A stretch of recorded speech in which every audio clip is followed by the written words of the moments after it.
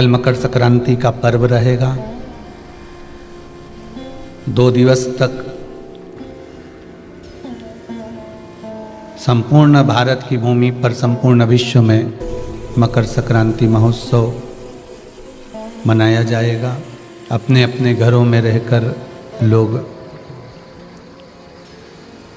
इस पावन उत्सव को खिचड़ी, लड्डू, तिल का गुड़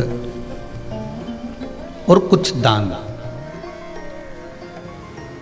और उसमें भी सबसे मूल दान है भगवान की भक्ति का दान, अर्थात भगवान के भजन का दान, स्मरण का दान। आप दान करो, मना नहीं है, परंतु ये प्लास्टिक की चाय की चलनी और आटा छानने की चलनी और प्लास्टिक के बर्तन और ये सब चीज़ें दान करना करो, आपका मन हो तो, हमारे की तरफ से कोई मना नहीं हो। पर सबसे बड़ा दान है भगवान के भक्ति का, भजन का दान, भगवान का भजन का दान। राम नाम, कृष्ण नाम, शिव नाम। प्रयास करिए मकर राशि के अंतर्गत जब सूर्य प्रवेश करे और आप जब मकर का स्नान करें और मकर संक्रांति पर्व का जब आप स्नान करें तो भगवान की अविरल भक्ति आपके भीतर समाहित हो। भगवान की अविरल भक्ति आपको प्राप्त हो और इस पवित्र भक्ति के बल पर, इस पवित्र भक्ति के बल पर हम भगवान की सुंदर आनंदमय स्वरूप को धारण कर सके।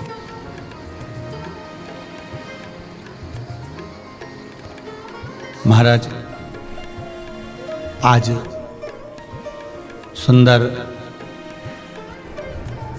पुत्रदा एकादशी भी है।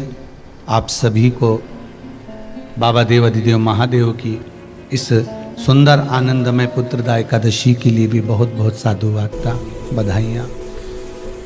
अपने जीवन को सार्थक बनाने का प्रयास करिए, भगवान की भक्ति में डूबने का प्रयास करिए और जितना बन सके उतना भगवान की भक्ति में डूबने का प्रयास करिए। मंगल परिवार, गुप्ता परिवार, ऑस्ट्रेलिया का शर्मा परिवार, अगर ये पावन मानसरोवर शिव महापुराण की कथा को करवा रहा है तो आपके भीतर ये भाव प्रकट होना चाहिए कि आप इस पावन कथा को सुनने के बाद आपके भीतर ये भाव प्रकट हो कि हम भगवान शंकर के कृपा पात्र होकर भगवान शिव के गंगा स्नान, यमुना स्नान, कुंड का स्नान, सरयू का स्नान, मानसरोवर का स्नान हम अपने भाव से कर रहे हैं, हम अपने दिल से कर रहे हैं। आवाज पकड़ रहा है, अपने मन से कर रहे हैं।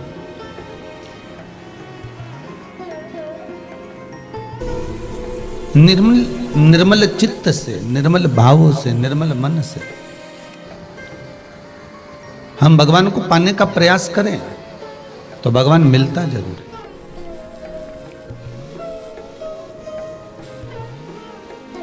आज इस मानसरोवर शिव महापुराण का चतुर्थ दिवस है, चौथा दिन ही है ना, तो चतुर्थ दिवस है।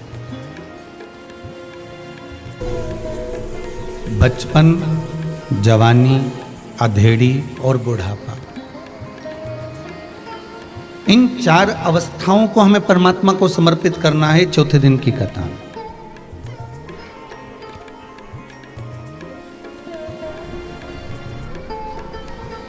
किसी ने कहा गंगा नहाने की उम्र क्या होना चाहिए?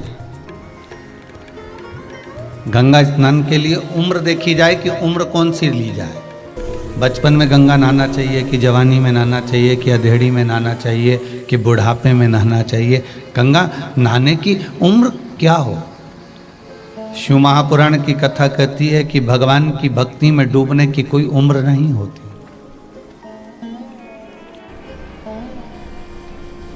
पानी में डूबने वाला मर जाता है और शिव महापुराण में डूबने वाला तर जाता है। भगवान की भक्ति में डूबने की कोई उम्र नहीं है।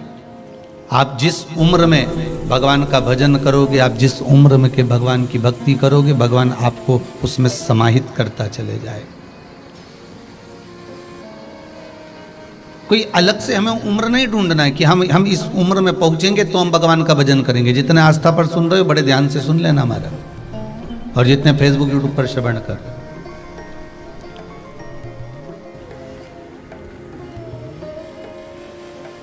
अविरल भक्ति, और केवल अविरल भक्ति का भाव यही होना चाहिए कि हम परमात्मा से हमें कुछ मांगे ना मांगे, पर हम भगवान की भक्ति में डूबे रहें। कई कई दुनिया के लोगों की ऐसी स्थिति रहती है, अगर एक बार उन्होंने सोमवार का व्रत करा, एक बार मंगलवार का व्रत करा, एक बार शनिवार का व्रत करा, एक बार बुधवार का व्रत करा, गुरुवार का व्रत करा, या कोई पूजन पाठ करा या कोई अनुष्ठान करा, और भगवान ने उसकी नी सुनी, तो अगली बार से वो पूजन करना ही बंद कर देगा।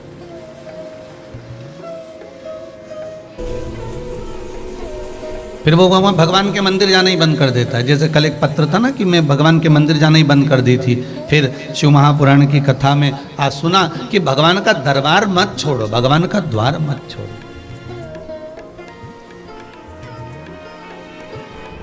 कितनी भी विषम परिस्थिति आए, कितना भी दुख जीवन में आए, कितना भी कष्ट आए,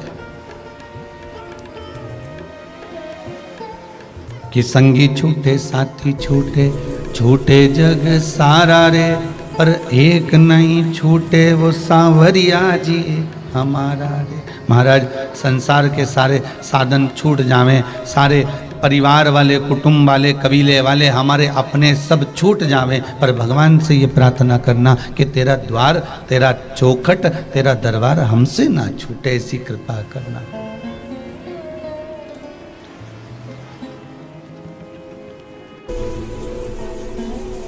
जब तन में उठेगी ज्वाला,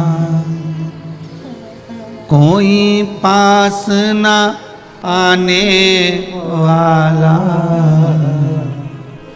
जब तन में उठेगी ज्वाला, कोई पास ना आने वाला। भक्तों की सुन के पुकार रे, तू नंदी लेकर आ जाना। मेरे दीन बंधु भगवान रे, भक्तों की सुन कर आ जाना। अच्छे एक विचार करना बहुत अच्छे से, जितने लोग कथा सुन रहे हो ना, बड़े आनंद में विचार करिएगा। जब परिवार वाले तो केवल तुम्हारे घर तक हैं महाराज, रिश्तेदार तुम्हारे रोड तक हैं, चौराहे तक हैं,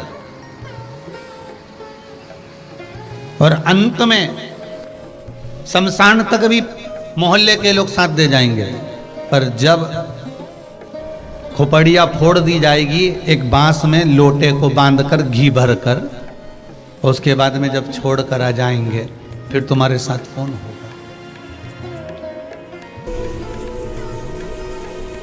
फिर कौन हो सकता?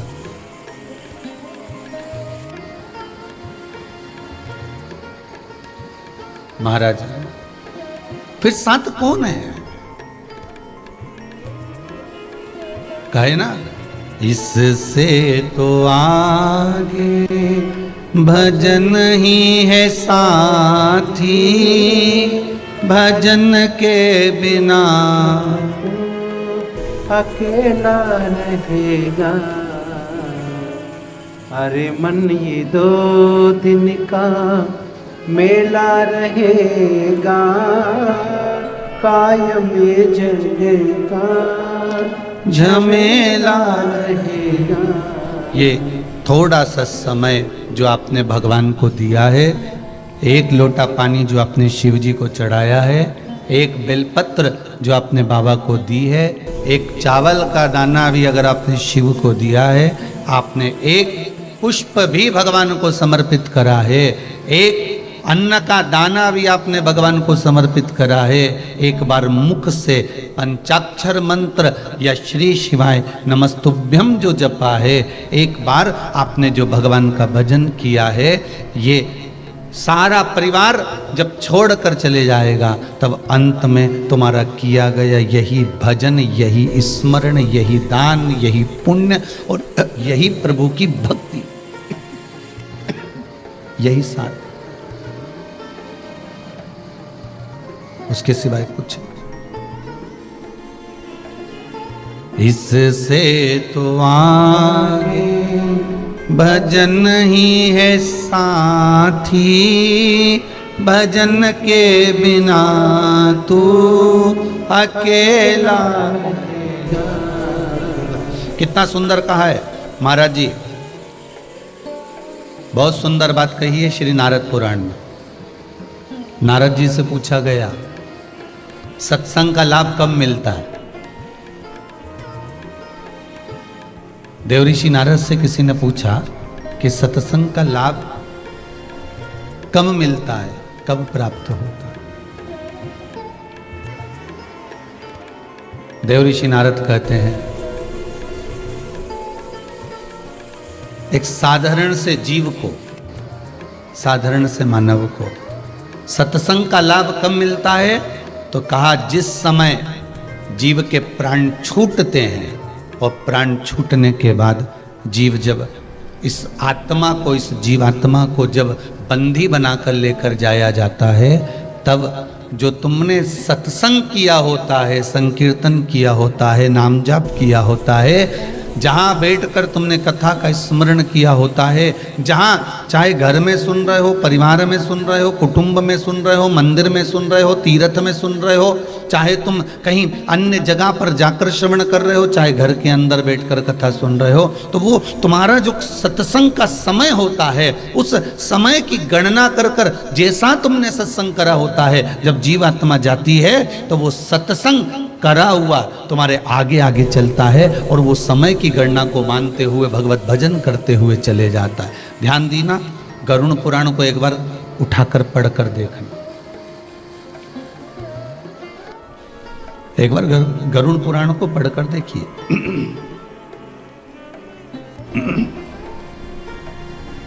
एक बार मौका मिले तो गरुड़ पुराण को पढ़िएगा, और गरुड़ पुराण को पढ़कर देखोगे तो उसमें समय लिखा हुआ है। जीवात्मा को पहुंचने में यहाँ से इतना समय लगा, फिर वहाँ पहुँची, वहाँ से इतना समय लगा, फिर वहाँ से वहाँ पहुँची, इतना समय लगा, फिर इतने इतने नरकों का भोग भोगना पड़ा, फिर इस जगह पर वो जीवात्मा जाती है, फिर इस जगह पर पहुँचती है। इतने दिन का प्रोसेस, इतने दिन का समय, इतने समय, इतना पल, इतनी घड़ी, इतना समय उस जीव को लगा वहाँ तक पहुँचने में। शिव महापुराण की कथा भी यही कहती है कि नरकों का कथन श्रीमद् भागवत में भी वर्णन किया गया, मत्स्य पुराण में भी कहा गया, महाराज लिंग पुराण में भी वर्णन आता है। तो जैसा नरकों का कथन कहा गया कि जीवात्मा चलते चलते चलते चलते इतना इतना समय इसको लगा और इतना इतना भोग, ये भोग ही है। तो ये समय जो जीवात्मा को भोगने में लगता है, जितना समय इसको पहुंचने में लगता है, शिव महापुराण की कथा कहती है। नारद पुराण में श्री नारद जी महाराज वर्णन करते हैं कि आप जितनी देर बैठकर कथा श्रवण करते हो, जितनी देर आप टीवी के सामने बैठकर भगवान की कथा सुन रहे हो, आस्था चैनल पर या मोबाइल पर या किसी भी रूप में आप जितनी देर बैठकर कथा सुन रहे हो, उसकी गणना, उस समय की गणना, उस समय को लिख कर रख लेना कि इतने घंटे आपने कथा सुनी है, इतने समय सुनी। 2 साल मैंने इतने इतने समय पर कथा सुनी, 5 साल मैंने इतने इतने समय पर कथा सुनी, 3 साल मैंने इतने इतने समय पर कथा सुनी। वो समय की गणना एकाग्रित करी जाती है और उसमें से भी निकाला जाता है वो समय कि कथा सुनने तो बैठे हो, पर आपका मन कितनी देर कथा में लगा है, फिर वो निकाला जाता है। और वो निकालकर जब इस जीव को लेकर जाते हैं, तब उस जीव को भोगने का जो समय होता है, बेकार कहीं नरक भोगने का समय होता है, उस नरक भोगने के समय पर जीव को कह दिया जाता है कि इसने इतने साल से कथा सुनी, उस कथा में से इतना पल, इतनी घड़ी, इतना समय इसने भगवान की सत्संग में इस मन को लगाया था, इसलिए इसको इतनी देर के लिए नरक से मुक्त कर दिया जाए और इसको सत्संग की ओर भेज दिया जाए। वहां से उठाकर उसे सत्संग की ओर भेज।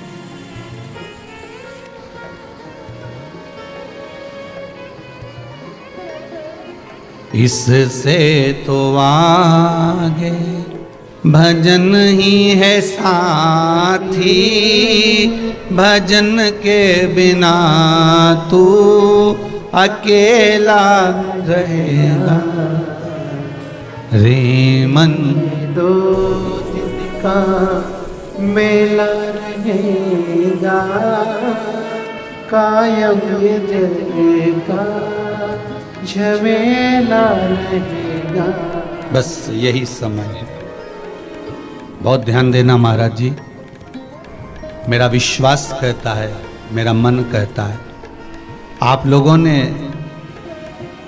बाकी के समय पर शिव महापुराण की कथा पहले सुनी ना सुनी, पर मेरा दिल कहता है कि आपने ये कोरोना महामारी जब चालू हुई और आपने जो ऑनलाइन शिव महापुराण की कथा श्रवण करी है, और आज भी बैठकर अब जब आप कथा सुन रहे हो, भले मोबाइल पर सुन रहे हो चाहे टीवी पर सुन रहे हो, आपके कथा में कितनी देर मन लगा है, उस मन का समय आप लिख कर रखना। ये समय आपका उस समय पर काम आ जाएगा। ये आपने जो भगवान के भजन में समय दिया है, ये समय आपका अंत तक सवार देगा, अंत तक सुधार देगा।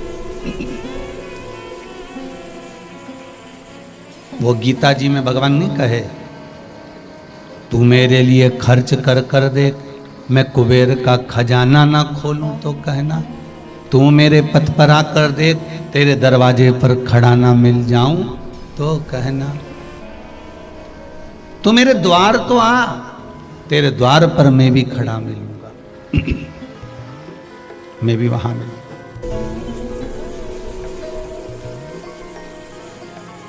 तू मेरा गुणगान तो कर,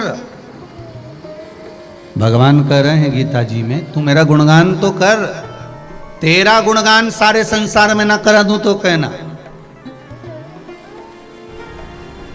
मीरा ने भगवान का गुणगान करा तो मीरा का गुणगान आज तक चल रहा है। बोलो चल रहा है कि नहीं चल रहा है? आज तक। नामदेव जी ने गुणगान करा भगवान का तो गुणगान नामदेव जी का आज तक चल रहा है। रामकृष्ण परमहंस जी ने करा, चैतन्य महाप्रभु जी ने करा, श्रीमद वल्लभाचार्य जी ने करा, श्रीमद रामानुचार्य जी महाराज ने करा। ये जितने जितने साधु सन्यासी तपस्वी साधक उपासक संत महात्मा जितने जितने हुए, इन्होंने जो भगवान का भजन करा है, जो गुणगान करा है, वो गुणगान उन्होंने करा, पर नाम उनका आज तक चल रहा है, नाम आज तक चल रहा है। और एक बात बहुत ध्यान में रखिएगा महाराज, हमें भगवान की भक्ति का दिखावा नहीं करना है, और भगवान की भक्ति में से हमको कुछ चोरना भी नहीं। हमें तो हमारी खुद की भक्ति भगवान को दे।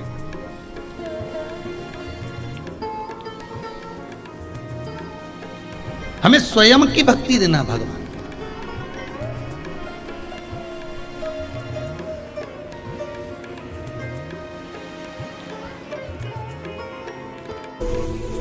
एक बच्चे ने पूछा है, गुरुजी एक बात बताइएगा,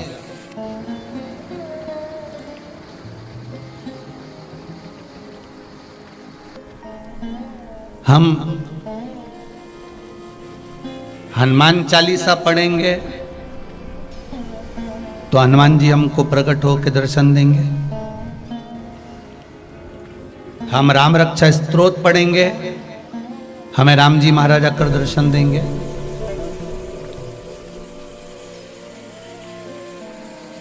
हम इस पाठ को करते हैं तो उस पाठ को करेंगे तो हमें क्या भगवान दर्शन दे देंगे? शिव महापुराण की कथा कहती है, आप पढ़ो भगवान दर्शन देंगे, मना नहीं है, पर पढ़ने के साथ में एक काम जरूरी है कि आप ये सब कुछ पढ़ना, हनुमान चालीसा भी पढ़ना, राम रक्षा स्तोत्र भी पढ़ना, आपकी मर्जी पड़े तो सुंदरकांड भी पढ़ना, सब कुछ पढ़ना, पर साथ में दिल से भी कुछ पढ़ना। एक कथा पहले कही थी, एक बकरी चराने वाला, भेड़ चराने वाला केवल शाम के समय पर भेड़ों को रोककर उनका बालों में से जू निकालता और कहता, राम जी महाराज तुम्हारे भी सिर में जू पड़ गई होगी वन में रहते रहते, एक बार मिल जाओ सारी जू साफ कर दूंगा। और ये सीता मैया प्रसन्न हो जाती थी, राम जी प्रसन्न हो जाते थे और उसको वर देने के लिए आ गए थे। महाराज भगवान ये नहीं कहता कि तुम ये, भगवान तो ये कह रहा है कि तू दिल से क्या कह रहा है।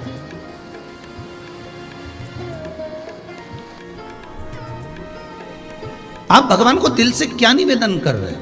आप अगर उज्जैन जा रहे हो महाकाल का दर्शन करने के लिए, आप काशी विश्वनाथ का दर्शन करने जा रहे हो, आप ओमकारेश्वर का दर्शन करने जा रहे हो, आप मल्लिकार्जुन का दर्शन करने जा रहे हो, आप श्री सेलम का दर्शन करने जा रहे हो, आप मां नर्मदा का स्नान करने, गंगा का स्नान करने जा रहे हो, आप कुबेरेश्वर धाम में भगवान का दर्शन करने जा रहे हो, तो दिल से कुछ क्या कहकर जा रहे हो? आप भगवान से दिल से कहे क्या हो?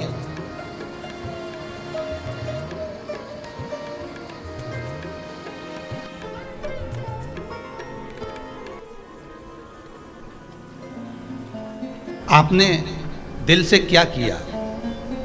पहले जब तक आपने शिव महापुराण की कथा नहीं सुनी थी तब तक तो आप शंकर जी के मंदिर जाते थे। बोलो जाते थे कि नहीं जाते थे?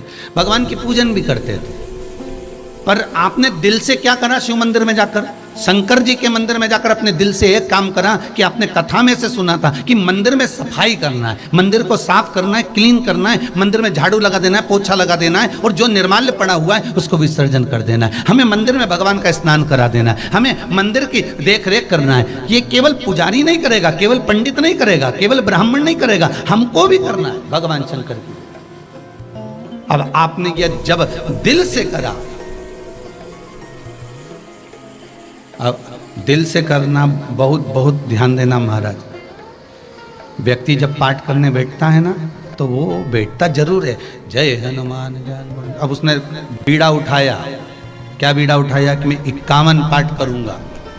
और आप सब जितने लोग कथा सुन रहे हो आस्था चैनल पर, जितने कथा सुन रहे हो मोबाइल पर, आप भी एक बार बीड़ा उठा कर देखना। और आप में से कई लोग होंगे जिन्होंने ऐसा बीड़ा उठाया होगा, मैं 21 पाठ करूंगा, मैं 11 पाठ करूंगा, मैं 51 पाठ करूंगा, मैं 15 पाठ करूंगा, मैं 7 पाठ करूंगा, मैं 5 पाठ करूंगा। और जिसने बीड़ा उठाया पाठ करने का कि मैं इतने करूंगा, 1 पाठ तक तो उसका मन भगवान में लगा, 2 पाठ तक भी मन भगवान में लगा, 3रा पाठ तक भी मन भगवान में लगा, और 4थे 5वें पाठ से फिर मन अब ये सोच रहा है कि जल्दी से हो जाए, अभी तक 3 ही हुए, अभी तक 4 ही हुए, 21 करना है, ये करना। अब मन विचलित हो रहा है।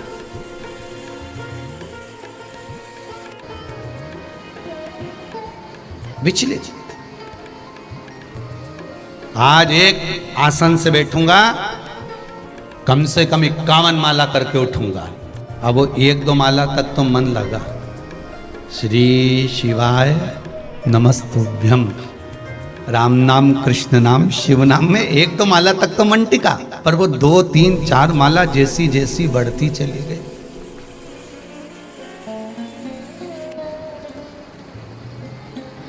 कहीं पाँव बदले, कहीं हाथ बदले, कहीं चाय पीता वाला का देखे, कहीं भोजन करता वाला के देखे। अब वो माला चित्त नहीं था।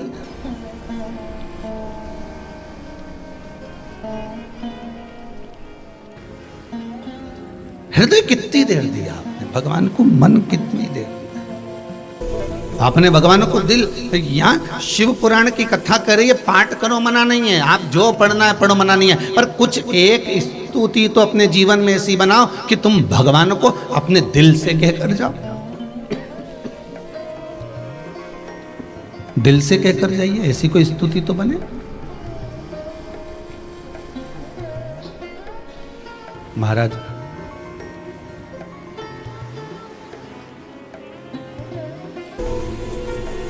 एक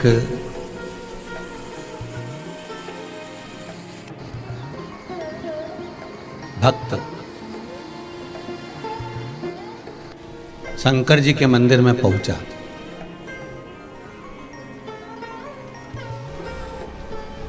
और जो भगवान के मंदिर में पहुंचा तो वहां पर पंडित जी स्तुति कर रहे थे। इसने दर्शन करा, पट खुला, और पंडित जी स्तुति कर रहे थे। शिव जी के चरण कमल में नयन मेरे अटके। आप भी बोल लो जरा एक बार, शिव जी के चरण कमल में नयन मेरे अटके। अब जो सामने खड़ा था दर्शन कर रहा था, उसके मन में आया कितनी जोरदार स्तुति है, कितना बढ़िया बोला है, अब ये स्तुति मैं अपने गांव के शंकर जी के मंदिर में करूंगा। और उसने याद कर ली, बस में बैठ गया, बस में बैठकर याद करता करता जा रहा। शिव जी के चरण कमल में नयन मेरे अटके। मंदिर गया गांव के, पंडित जी आज मैं बहुत जोरदार स्तुति सीख के आया हूँ, शहर में गया था, वो शहर का जो मंदिर है ना शंकर जी का, वहां पे सुन के आया हूँ, इतना जोरदार बोला है। पंडित जी ने कहा कहाँ की स्तुति है? अभी हाथ जोड़ के खड़ा हो गया, तुम भी सुना सीख लेना कि शिव जी के नयन कमल में चरण मेरे अटके।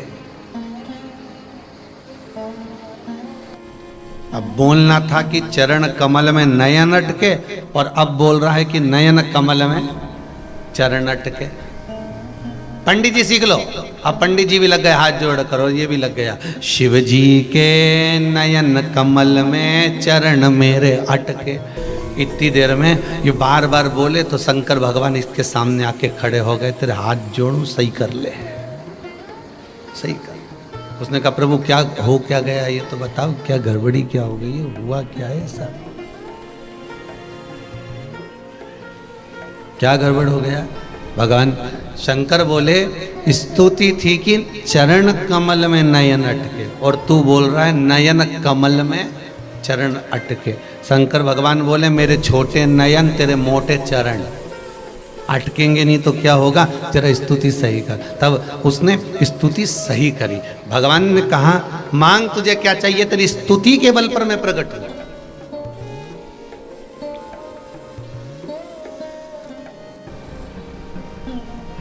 मैं तेरी स्तुति के बल पर प्रकट हूं।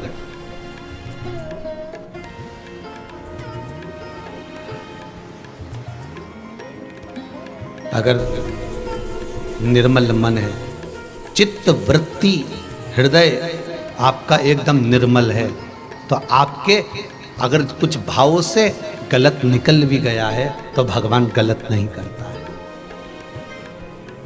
अगर मन भक्ति निर्मल है फिर भगवान गलत नहीं करेगा। अब भगवान कहते हैं मांग तुझे क्या चाहिए। भगवान कह रहे हैं तुझे क्या चाहिए मांग ले, क्या दूं मैं तुझको, बोल। भक्त हाथ जोड़कर भगवान से कहता है बस इतना वर दे दीजिए, जैसे मैंने आड़े टेढ़ी गाई और आपने दर्शन दे दिया। संसार का लोग अगर आपकी आड़ी टेढ़ी भी स्तुति करे तो आप दर्शन जरूर दे देना, बस इतनी कृपा कर दीजिए, बहुत है। भगवान कभी नहीं देखता कि आपने क्या बोला, भगवान तो ये देखता है कि तेरा दिल कितना क्लीन है, हृदय कितना साफ है।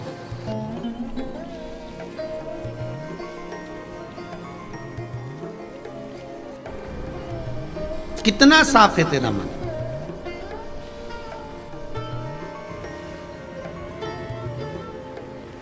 और अगर मन साफ नहीं तो फिर किस मतलब का भजन।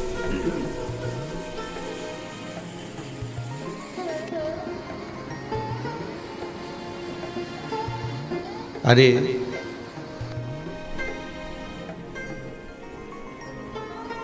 कैसे आएंगे प्रभु, कैसे आएंगे प्रभु, हमने आंगन नहीं बुआरा, कैसे आएंगे। अब तक गंदा पड़ा है द्वारा, कैसे आएंगे प्रभु। और ये कोई बाहर के आंगन की बात नहीं चल रही है, ये कोई बाहर का आंगन नहीं है। आंगन है हमारा मन, हमारा चित्त, हमारी वृत्ति। अगर मन साफ है तो परमात्मा मिलने में देरी, मिल जाए।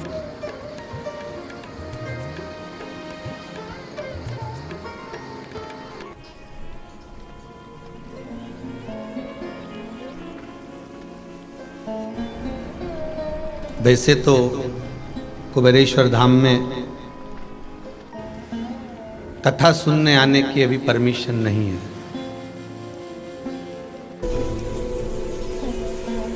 फिर भी एक बालक ग्वालियर से आया हुआ और उसने अपनी बात कही, उसने पत्र भी दिया था, पत्र कब कक्ष में रह गया। उसने कहा गुरुजी हम 3 महीने पहले, शायद नवंबर या अक्टूबर ऐसा कुछ आया होगा। मैं तो बीच बीच में कहूँगा टीवी चैनल वालों को भी कि ये हॉल भी दिखा दिया करो लोगों को कि खाली पड़ा है। नहीं तो लोग समझेंगे कि गुरुजी बोलते हैं, पर हो सकता है कि कोई हो हॉल के अंदर कथा सुनने वाले। तो एक बालक ग्वालियर से, मैं कहूँगा वो बालक यहाँ पर है, बेटा खड़े हो ना जरा, उसको माइक देना जरा।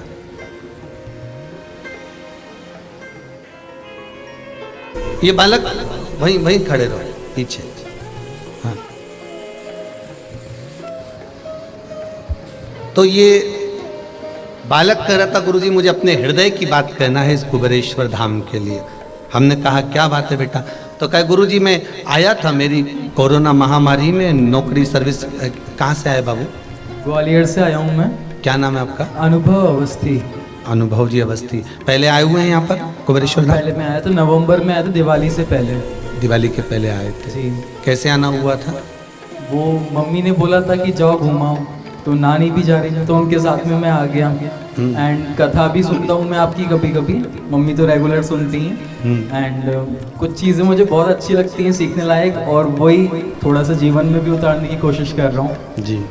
तो नवंबर में हुआ ये था कि एक्चुअली मेरी जॉब छूटी थी जी। मैं स्कूल में जॉब करता था। एंड उसके बाद थोड़ा सा फाइनेंशियल क्राइसिस की कंडीशन बन गई थी घर पे, क्योंकि ऑलरेडी बनी रहती है, जो कि मिडिल क्लास लोगों के साथ होता ही है ऐसा। और फिर ज़्यादा टिपिकल हो गई सिचुएशन। तो कुबेरेश्वर धाम में जब मैं आया, और मैंने ऐसा कुछ मांगा नहीं भगवान से, मैंने बस बोला कि मैं आपके हवाले हूँ, अब आप देख लो जो करना है करो। बस यही दिल अच्छा की करना है प्रार्थना। तो अच्छा, बुरा करना है तो बुरा, जो मैं डिजर्व करता हूँ वो करो। जी। उसके बाद फिर मैं जब ग्वालियर पहुंचा तो 1 महीने थोड़ा सा सफ़र करना पड़ा। उसके बाद मैंने खुद का अपना रेस्टोरेंट खोला, एंड इसमें पूरा सपोर्ट मम्मी का, भोले बाबा का और आपका भी है। बाबा की कृपा है। बैठिए बेटा, बहुत बहुत बधाई आपको। अब अच्छा चल रहा है वो?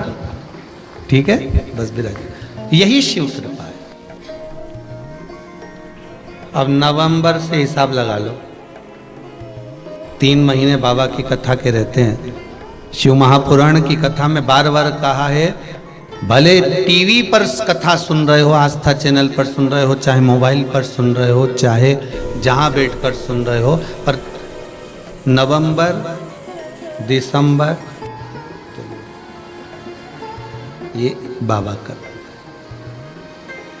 तेरे दरबार की बाबा निराली शान देखी है, तुझे देते नहीं देखा पर झोली भरी देखी है। बस उससे प्रार्थना यही है, मेरी शिव से विनती यही है। आप दिल से उससे कहो तो उससे एक बात जरूर कहना कि मुख दुनिया मोड़ेगी, बाबा तू मुखड़ाना मोड़ी, मेरी लगी परी तीनों, बाबा तू वे ना तोड़ी। आपका चित्त, आपकी वृत्ति, आप दिल से तो भगवान से कहो। वही बात आ गई, स्तुति करना है तो दिल से करो। जैसे उस बालक ने कहा कि मैं बाबा से बोल कर गया था कि जो आपको अच्छा लगे, मेरे लिए जो ठीक हो वो आप करना।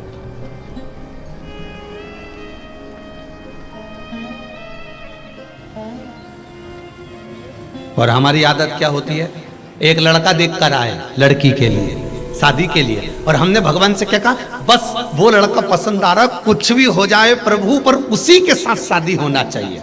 अब भगवान शंकर कह रहे हैं कि तेरे भाग्य में वहां मत ले, वहां शादी होगी तो दुखी रही। पर तेरे को मालूम है नहीं ना, तू तो कर रही है कि मैं अपनी लड़की के लिए लड़का देख कर आई हूँ, मैं वहां पर देख कर आई हूँ। भगवान से प्रार्थना कर दी कि भगवान बस उसी के साथ में ब्याह होना चाहिए, उसी के साथ शादी होना चाहिए। भगवान पर प्रेशर पे प्रेशर, कहीं मालूम पड़े किसी से कह दिया कि तुम ऐसा करो कि उनसे शादी हो जाए, फिर किसी से कहा ऐसा कर दो कि उससे शादी हो जाए। मतलब तुम भगवान पर प्रेशर दे रहे हो।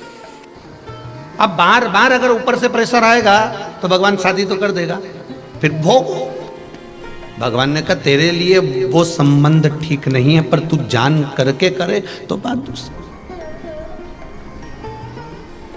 हमें जैसे बालक ने कहा कि भगवान से कह दिया कि भगवान तेरे भरोसे पर छोड़ के जा रहा हूं, जो मेरे लिए अच्छा हो वो करना। अगर चाहता तो वो कह सकता कि मुझे वापस नौकरी में लगा दो, मुझे वापस सर्विस में लगा दो, पर भगवान ने कहा कहाँ सर्विस, फिर बीच में कोरोना आ जाएगा, फिर भाग जाएगा, फिर आ जाएगा कुबेरेश्वर धाम। तो भगवान ने कहा एक काम ऐसा लगा दूं तेरे को कि तू बस ये दिल से, हमने भगवान को अगर कुछ कहा है, केवल पढ़ा पढ़ाया नहीं, अब तुम भगवान के मंदिर में जाओ, दिल से जाओ, दिल से।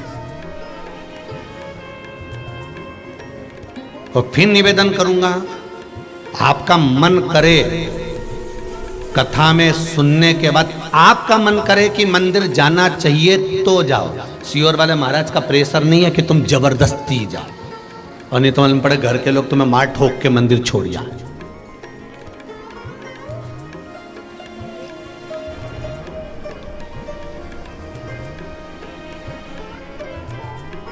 जैसे एक व्यक्ति से पूछा, क्यों भाई कौन सी क्लास तक पढ़े हो?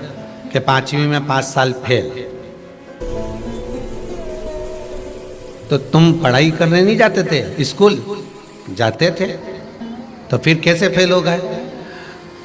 मम्मी पापा स्कूल छोड़ने जाते थे, 15 मिनट बाद टीचर घर छोड़ने आ जाते थे। मतलब एक काम ही ऐसा करता था कि इसको वापस घर छोड़ना पड़ता।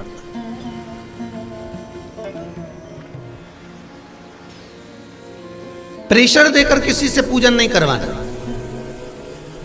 प्रेशर देकर कभी भगवान पर एक लोटा भी हमें पानी का नहीं चढ़वाना है। हमें तो केवल इतना सा कहना है कि तुम्हारे दिल अगर राजी करे, तुम्हारा मन अगर हो जाए तो तुम पशुपति व्रत करो, तुम्हारा मन हो जाए तो तुम शंकर जी पे एक लोटा पानी चढ़ाओ, तुम्हारा मन कर जाए तो तुम शंकर जी के मंदिर में दिया लगाओ, मन करे तो तुम भगवान की भक्ति करो।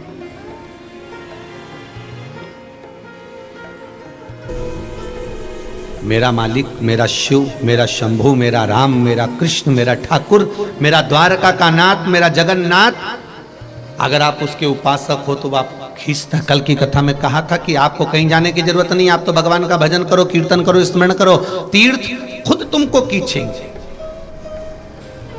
तीर्थ खुद तुमको खींचेंगे। जब व्यक्ति के पास में पैसा नहीं रहता तो कोई उसके पास आता है क्या? जम के बोलो जरा, नहीं आता ना। जितने आस्था पर सुन रहा है, पैसा नहीं होगा कोई नहीं आएगा। और जैसे ही तुम्हारे पास में धन बढ़ता चले जाएगा, पैसा बढ़ते चले जाएगा, गाड़ी बंगला जमीन जायदाद बढ़ते चले गए, बढ़ते चले गए, इंसान सत्ता तुम्हारी बढ़ती चली गई, तो बढ़ती चली गई, तब मालूम पड़े कि जो पैसे वाले लोग थे ना, वो आपको अपनी ओर खींचने का प्रयास करेंगे, सम्मान देने का प्रयास करेंगे कि हाँ अब ये सम्मान के लायक हो गया। उसी तरह जब तुम्हारे भजन का बल बढ़ जाता है, सत्संग का बल बढ़ जाता है, तुम भगवान के मंदिर जाना चालू कर देते हो, तुम भगवान का भजन करना चालू कर देते हो, तो जब तुम्हारे भजन का बल बढ़ जाता है तब तीर्थ, कुंड, सरोवर, नदी, तालाब, ये सब भगवान के स्थान आपको अपनी ओर खींचना चालू कर देते हैं कि तुम मेरी ओर आ। आपको जाने की जरूरत नहीं पड़ती, वो खुद खींचे।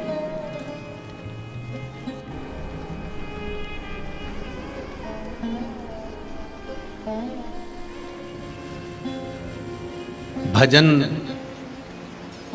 कीमत बढ़ाता है, किसकी? मनुष्य की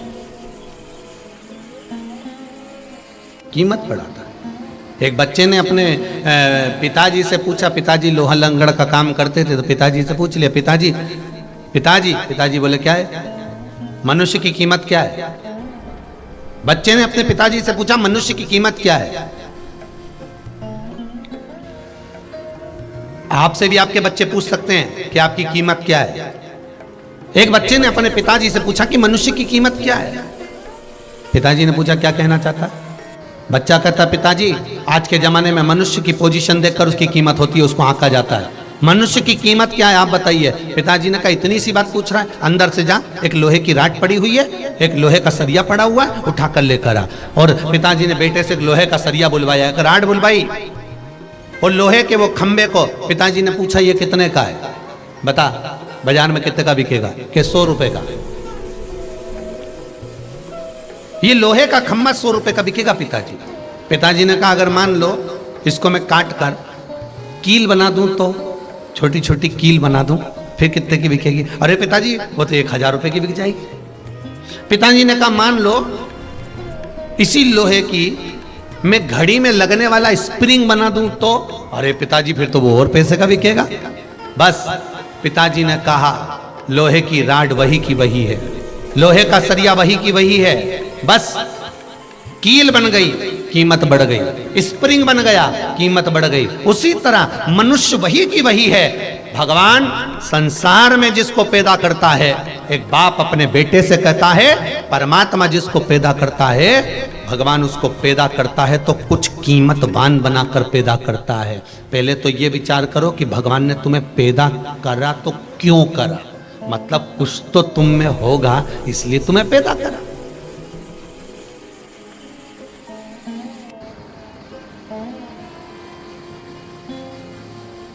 भगवान ने तुमको पैदा करा तो किस लिए करा? एक चोर, कई लोग कहते हैं मैं भगवान ने इस चोटे को क्यों पैदा कर दिया, इस चोर को क्यों पैदा कर दिया। अरे भगवान से तो पूछो कि चोर को क्यों पैदा करा। भगवान बोले अगर चोरी नहीं करता तो तेरा दिल नहीं दुखता, अगर तेरा दिल नहीं दुखता तो तू मेरे मंदिर में आके कहती नहीं, इसलिए वो सब कुछ कर।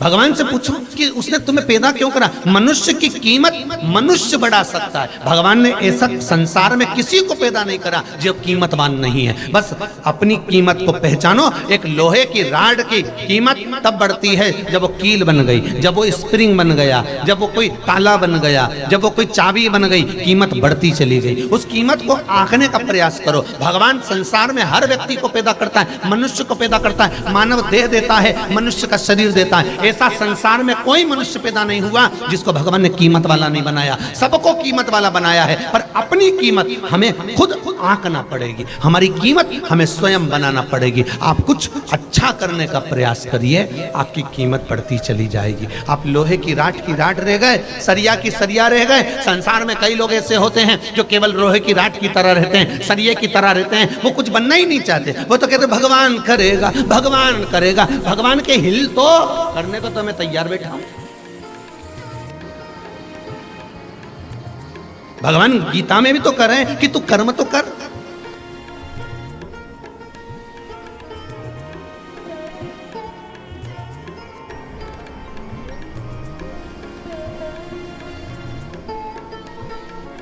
विद्या अध्ययन करो, पढ़ाई दिल से करो, खूब पढ़ो, और पढ़ाई करने के बाद जब तुम्हारा मन विद्याध्ययन पूर्ण कर ले और एग्जाम देने जा रहे हो, तब एक बेलपत्र उठाकर उस बेलपत्र पर शहद लगाकर शिव को चढ़ाकर फिर जाओ। अब उसके भरोसे पर, जैसे उस बेटे ने कहा कि अब उसके भरोसे पर तो उसके भरोसे छोड़ो, तो फिर खूब पढ़ाई करो, दिल से करो, अच्छे से करो। और दिल से पढ़ाई करने के बाद में शंकर के मंदिर, मम्मी कहे कि जा बेटा शिव के मंदिर जा। मैंने सुना है सियोर वाले महाराज के मुख से कि एक बेलपत्री के बीज वाले पत्ते पर शहद लगाकर शंकर को चढ़ाकर फिर जा।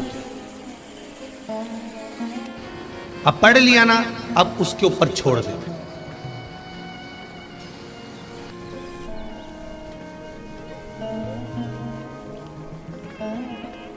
अब हमें भरमाना नहीं, अब हमें भटकना नहीं है। एक किसी ने पत्र लिखा है, बड़ा सुंदर भाव, उसमें भी बड़ा सुंदर चीज लिखी।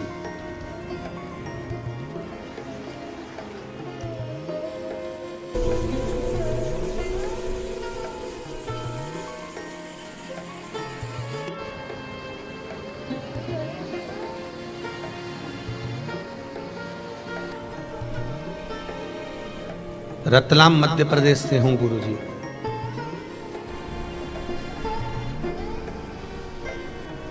मैं रजनी तिवारी, रतलाम मध्य प्रदेश से। बहुत सालों से सरकारी नौकरी के लिए प्रयास कर रही थी गुरुजी, पर नौकरी नहीं लगी। बहुत प्रयास किया, संयोगवश आपकी शिव महापुराण की कथा टीवी पर श्रवण कर रही। उसमें आपने पशुपति व्रत का वर्णन किया और पशुपति व्रत करना प्रारंभ करा। यह पत्र में उस बेटी ने लिखा, पशुपति व्रत करना प्रारंभ करा और पशुपति व्रत जैसी करना प्रारंभ करा। मात्र दूसरा ही सोमवार हुआ था और जहां पर मैंने इंटरव्यू दिया था वहीं से ज्वाइनिंग लेटर आ गया और मेरी सरकारी नौकरी लग गई। ये बेटी ने लिखा इस पर, ये बेटी ने लिखा।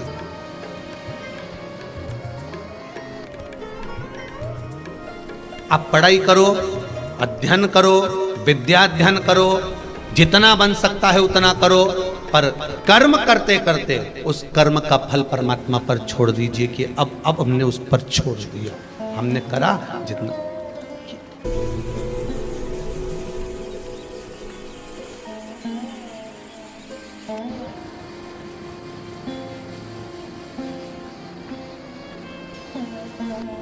एक पत्थर, एक ईंट, एक कंकर रोड पर भी पड़ा होता, और एक पत्थर, एक कंकर, एक ईंट मंदिर में भी पड़ी होती।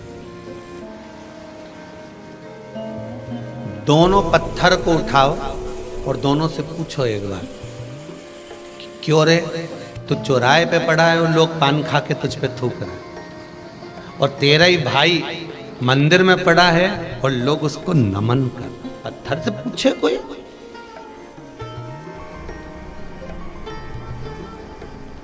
पत्थर वो भी है जो चौराहे पर पड़ा हुआ है, पत्थर वो भी है जो रोड पर पड़ा हुआ है, पत्थर वो भी है जो मार्ग में पड़ा हुआ है। और एक पत्थर महाकाल की भूमि का, एक पत्थर काशी विश्वनाथ की भूमि का, एक पत्थर गंगा के घाट का, एक पत्थर नर्मदा जी के तट का, एक पत्थर कहीं कुबेरेश्वर भंडारी का। पत्थर वो भी है, पत्थर वो भी है, पत्थर ये भी है। दोनों पत्थर को उठाकर कोई पूछे इन पत्थरों से कि क्यों रे, एक तो तेरे पर लोग लात रख रहे हैं, थूक रहे हैं, गंदगी कर रहे हैं, और एक पत्थर पुजारा, कारण क्या है?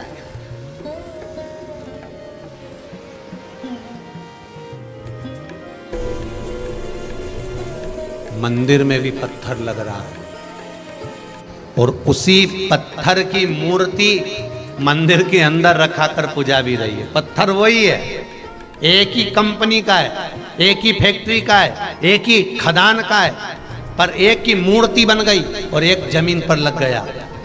कारण क्या था?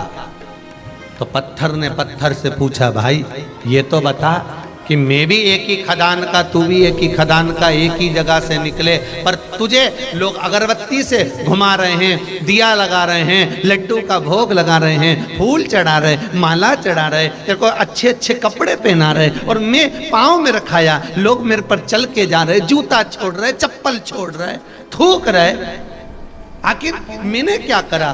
तो मंदिर की मूर्ति का पत्थर जमीन पे लगे हुए पत्थर से कहता है, तुझ में और मुझ में बस एक ही अंतर है कि तुझे भी तराशा जा रहा था और मुझे भी तराशा जा रहा था, तुझे भी कूटा जा रहा था, मुझे भी कूटा जा रहा था, तुझे भी छेनी और हथौड़ी से मार मार कर तराशा जा रहा था, पर तू चोट सहन नहीं कर पाया, टूट गया, इसलिए जमीन पर लग गया, और मैंने चोट सहन कर ली, इसलिए तराश कर मंदिर में पूजा गया। बस मैंने चोट को सहन किया।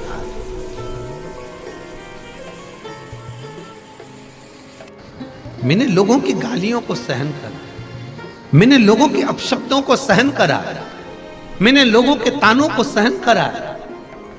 अरे भाई, लोहे की राड है, लोहे का खंबा है, लोहे का सरिया है, पर वो सरिये की कीमत मात्र 100 रुपया है, पर उस सरिये को जब काटा गया, काटने के बाद जब छीला गया और उसको तपा तपा कर जब कीला तैयार करा गया, तब कीमत बढ़ी है।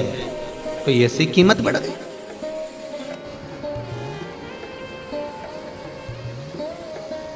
जो ऊंचे ऊंचे पद पर पहुंचे हैं, जो ऊंचे ऊंचे पद की ओर बढ़े हैं, कम से कम उनके पीछे का समय तो पूछो कि उन्होंने कितनी चोट को सहन करा होगा, कितने शब्दों को सुना होगा, कितनी गालियां सुनी होगी, कितने ताने सुने होंगे। तब जाकर कोई ऊंचे पद औहदे पर पहुंचता है, तब जाकर कोई ऊंचे पदवे पर पहुंचता है।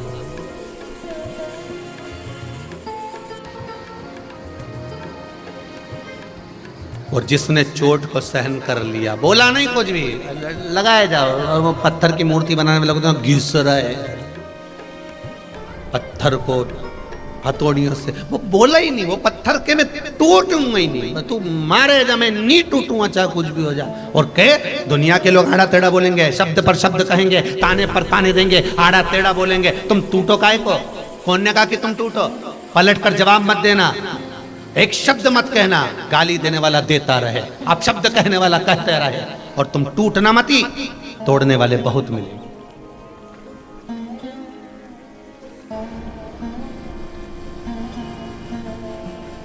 तोड़ने वाले ढेर मिलेंगे आपको, ढेर।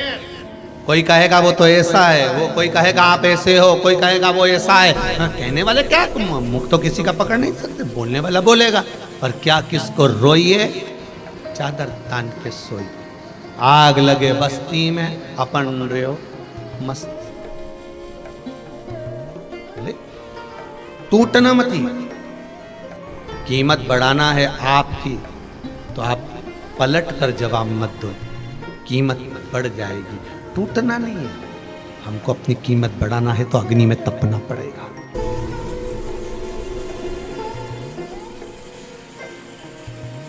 क्या मिलता है, देवऋषि नारद से पूछा गया। सत्संग श्रवण करा हुआ जो समय, ये दुनिया के लोग, कई लोग आपसे कहेंगे क्या रखा है कथा में, 3-3 घंटे तक बैठे रहते हो, टीवी के सामने पड़े रहते हो। अरे टीवी के सामने बैठे बैठे कथा सुनते रहते हो, बस वो सीवर वाला महाराज मिल गए और तुम मिल गए, बस मोबाइल पकड़ लिया मोबाइल और दिन भर यूट्यूब पर, फेसबुक पर बस बस बस वो सीवर वाला महाराज कथा सुनते रहो, और बचा कुचा तो टीवी पे आस्था पे सुनते रहो। क्या क्या रखा है कथा में? क्यों अपना समय बर्बाद कर रहे हो कथा में जाकर? क्यों समय बर्बाद करते हो कथा सुनकर? तो उनको कह देना ये समय बर्बाद नहीं करा है, ये समय को हमने मूल्यवान बनाने का प्रयास करा है। हाँ, अब उससे पूछो कि तू बोल रहा है कि कथा मत सुनो तो हम क्या करें, वो भी बता दे, वो भी तो बताओ करना क्या है। तो क्या घर में काम करो तो कराना, रोटी बनाई, पानी भरा, मटका मांजा और भांडा मांजा, झाड़ू लगाई, ये सब तो करा। तो क्यों और भी काम पड़ा है, ठंड पड़ रही है, सिलाई लेके बैठ जाओ, ऊन का स्वेटर और बोल क्या करे। तो क्या स्वेटर तो घना पड़ा है मेरा बनाया हुआ, मैंने खूब बना लिया, और बोल क्या करा, तू बता दे जो करूं मैं, बोल।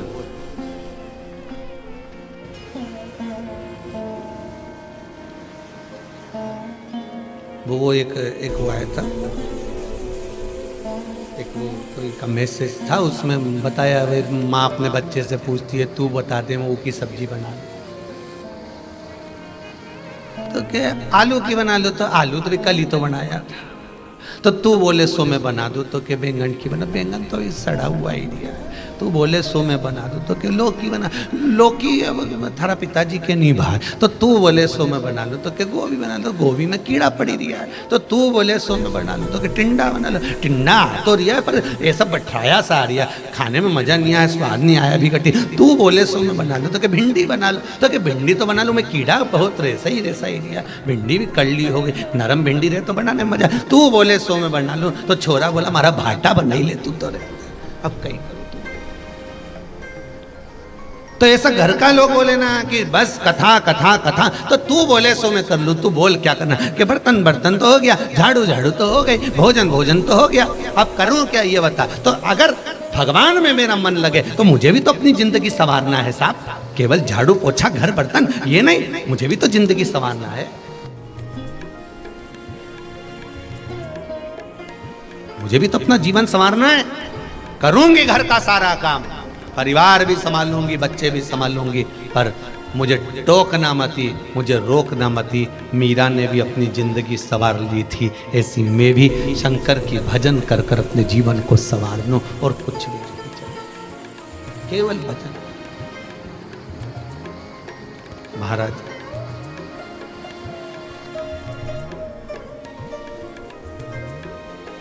मैं केवल भजन कर, और बहुत है उस भक्ति को पाना, बहुत है। ये मन तुम्हारा है, ये समर्पण हमारा, बस हमारा समर्पण और मन तुम्हारा, अब दे दिए, सौंप दो।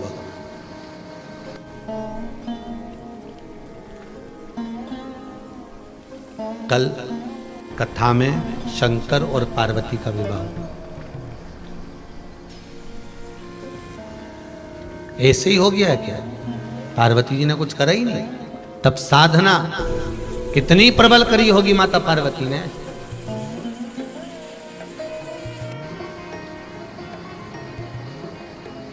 कितनी तप साधना प्रबल करी होगी, जरा विचार करिएगा।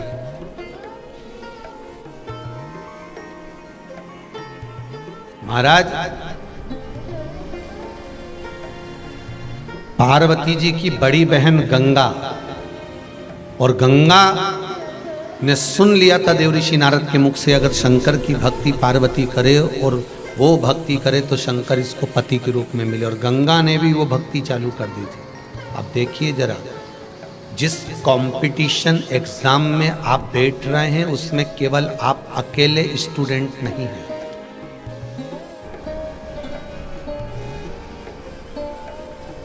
केवल आप अकेले नहीं हैं, एक नौकरी है, एक सर्विस, और फॉर्म कितनों ने भरा, जरा ध्यान लगाइए। आप लोगों को तो अंदाजा होगा, एक नौकरी के लिए 2000 नौकरी के लिए 200 नौकरी के लिए 50,000 1-2 लाख फॉर्म आते हैं। एक नौकरी के लिए हजारों फॉर्म जुटते हैं महाराज जी, एक नौकरी के लिए।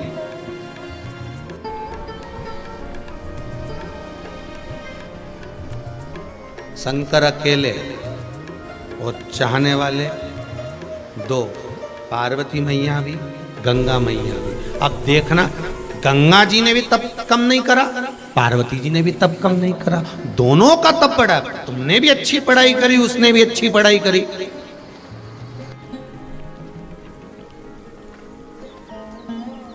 तुम भी ना जाने कितनी कोचिंग करे, उसने भी ना जाने कितनी कोचिंग करी। अच्छा, कोचिंग तो एक ही टीचर के पास करी थी, पार्वती जी और गंगा जी ने। टीचर का नाम नारद जी। कोचिंग एक ही क्लास में, टीचर एक ही था। देवऋषि नारद ने कहा था कि अगर शंकर भगवान की आराधना करे, शिव की भक्ति करे, तो इसको पति के रूप में शंकर मिलेंगे। तो टीचर तो एक है, गंगा ने भी उन्हीं के मुख से सुना था और पार्वती ने भी उन्हीं के मुख से सुना था। बस दोनों की पढ़ाई, दोनों की विद्या, और जो जुटी दोनों पढ़ने में, जो लगी तब साधना में ऐसी डूबी, ऐसी डूबी। पर पार्वती जी ने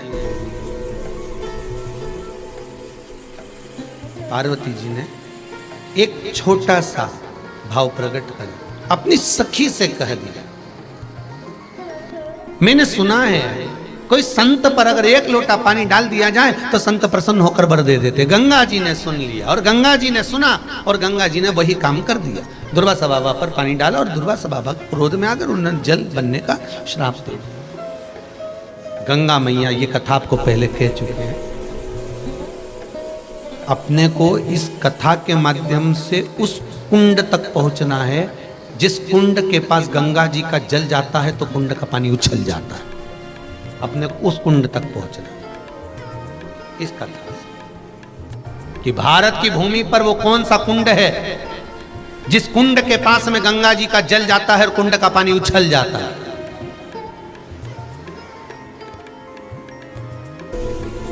जिस कुंड के पास बड़े बड़े अक्षरों में लिखा हुआ है कि यहां गंगा का जल नहीं लाया जाए।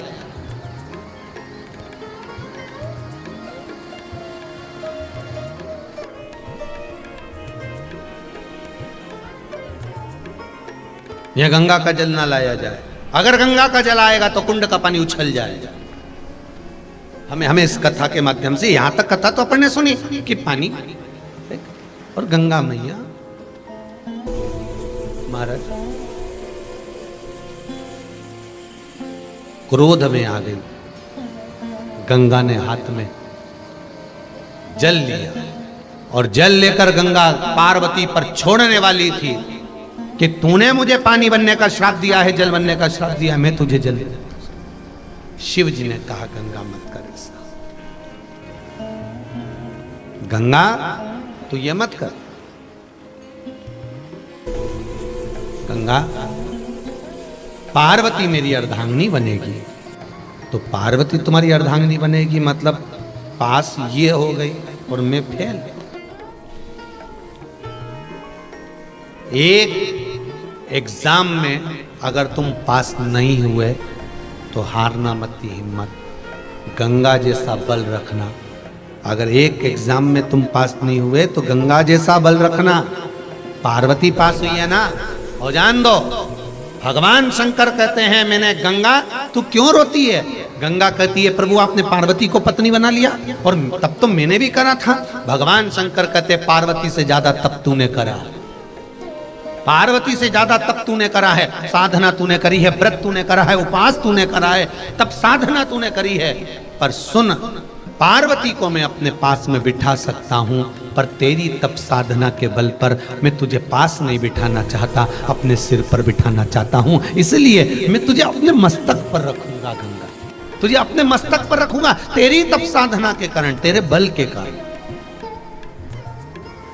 अगर एक एग्जाम में पास नहीं हुए, एक एग्जाम में कोई दूसरा पास हो गया और तुम्हें लगा कि बताओ अब लोगों के मन में भाव उत्पन्न हो जाता है, एग्जाम में वो पास हो गया, उसने पैसा ज़्यादा दे दिया होगा, उसने कहीं कुछ कर दिया होगा, ऐसा कर दिया होगा, वैसा कर दिया होगा। हमें नहीं सोचना, हमें तो ये सोचना है कि भगवान ने हमारे को पास क्यों नहीं करा। मतलब भगवान चाहता है कि इससे जोरदार तेरे लिए छाट कर रखा है। पार्वती तो पास में बैठेगी और गंगा तू मस्तक पर बैठेगी। कुछ भगवान अच्छा अच्छा अच्छा है।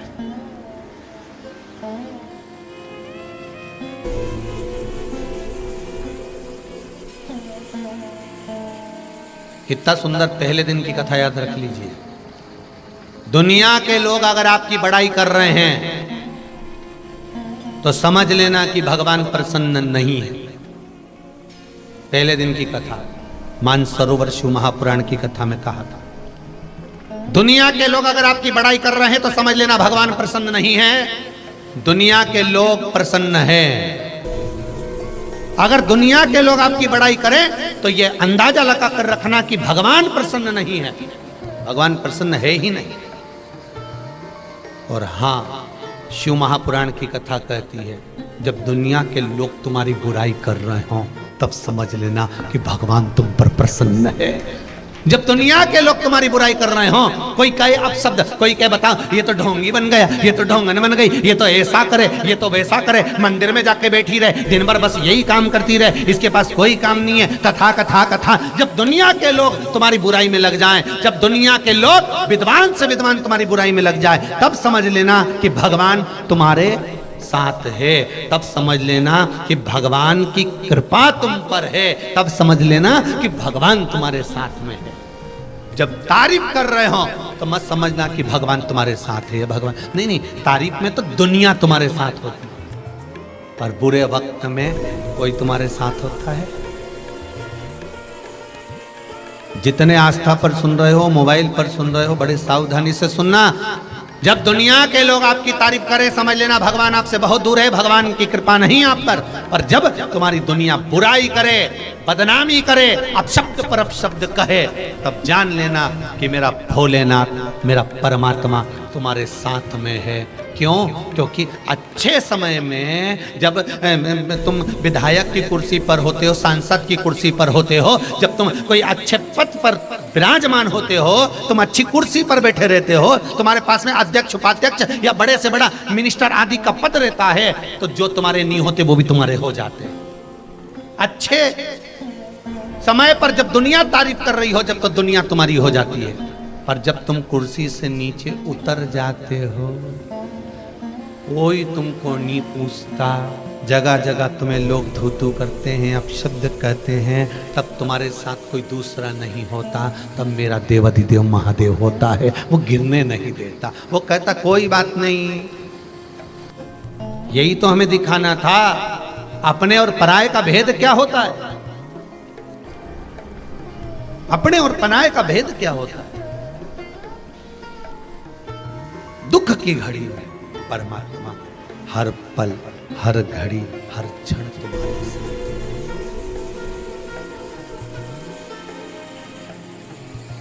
एक काम नहीं हुआ, रोने लगे। माता कुंता का चरित्र याद कर लीजिए। महाभारत में माता कुंता, माता कुंती, भगवान कृष्ण जा रहे हैं और कुंता माता ने कह दिया कन्हैया रुक। कन्हैया कहते हैं बोल बुआ, क्या बात है, कहां जा रहे हो कृष्ण? कृष्ण कहते हैं बुआ जी द्वारका जा रहा हूं। क्यों? बुआ अब तुम हस्तिनापुर की राजमाता हो गई। युधिष्ठिर हस्तिनापुर के राजा बन गए, सारा राजपाट अच्छे से मैंने निश्चित कर दिया, विराजमान कर दिया। अब क्या करना? अब मेरा काम खत्म हो गया। कुंती ने पूछा, माता कुंता ने पूछा, कृष्ण तो तू जा क्यों रहा है? हुआ अब जब सब अच्छा हो गया है तो अब मेरी जरूरत क्या है? अब मेरा साथ की जरूरत क्या है? अब मुझे जाने तो द्वारका। इतने में माता कुंता ने, माता कुंती ने कृष्ण का हाथ पकड़कर कहा, कृष्ण तूने सबको सब कुछ दिया, मुझे कभी कुछ नहीं दिया।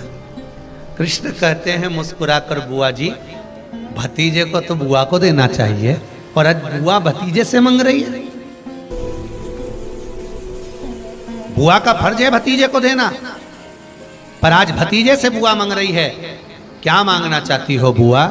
बुआ कहती है, कृष्ण सारी दुनिया का दुख मेरी झोली में डाल दो। एक कृष्ण सारी दुनिया का दुख मेरी झोली में डाल दो। कृष्ण रथ से नीचे उतरे और उतरकर बुआ के चरणों के पास बैठकर बोले, बुआ तू ये दुख क्यों मांग रही है?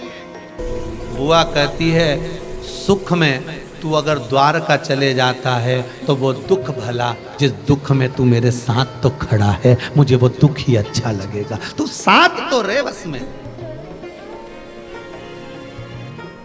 बहुत ध्यान देना महाराज, जब लोग आपकी बुराई करें, निंदा करें, चुगली करें, आप शब्द बोले, ताने पर ताने दे, गाली पर गाली दें, आड़ा टेढ़ा बोलना चालू कर दे, समझ लेना मेरा देव अधिदेव महादेव तुम्हारे साथ में चल रहा है, कदम से कदम मिलाकर। पूरी दुनिया लग जाती है एक व्यक्ति को नीचे गिराने। पूरी दुनिया लग जाती है एक व्यक्ति को नीचे गिराने में। विद्वान से विद्वान, बड़े से बड़े लग जाते हैं पीछे एक व्यक्ति को नीचे गिराने में, तब कोई साथ नहीं देता। मेरा वो काशी का विश्वनाथ और उज्जैनी का महाकाल सामने आकर खड़ा हो जाता है कि हारने नहीं दूंगा, चिंता मत कर। पूरी दुनिया लगी रहती है एक व्यक्ति को नीचे गिराने में, पर दुनिया वालों को यह नहीं मालूम पड़ता कि तुम उसको गिराने का प्रयास कर रहे हो और महादेव उसको उठाने का प्रयास कर रहे हो। मेरा काशी विश्वनाथ ने हाथ पकड़ रखा है, मेरी उज्जैनी नरेश ने, मेरे महाकाल ने, मेरे कुबेरेश्वर महादेव ने, मेरे सोमनाथ मल्लिकार्जुन भीमा शंकर ने, कहीं भगवान ने उसका हाथ पकड़ कर लग जाए। दुख में परमात्मा सा।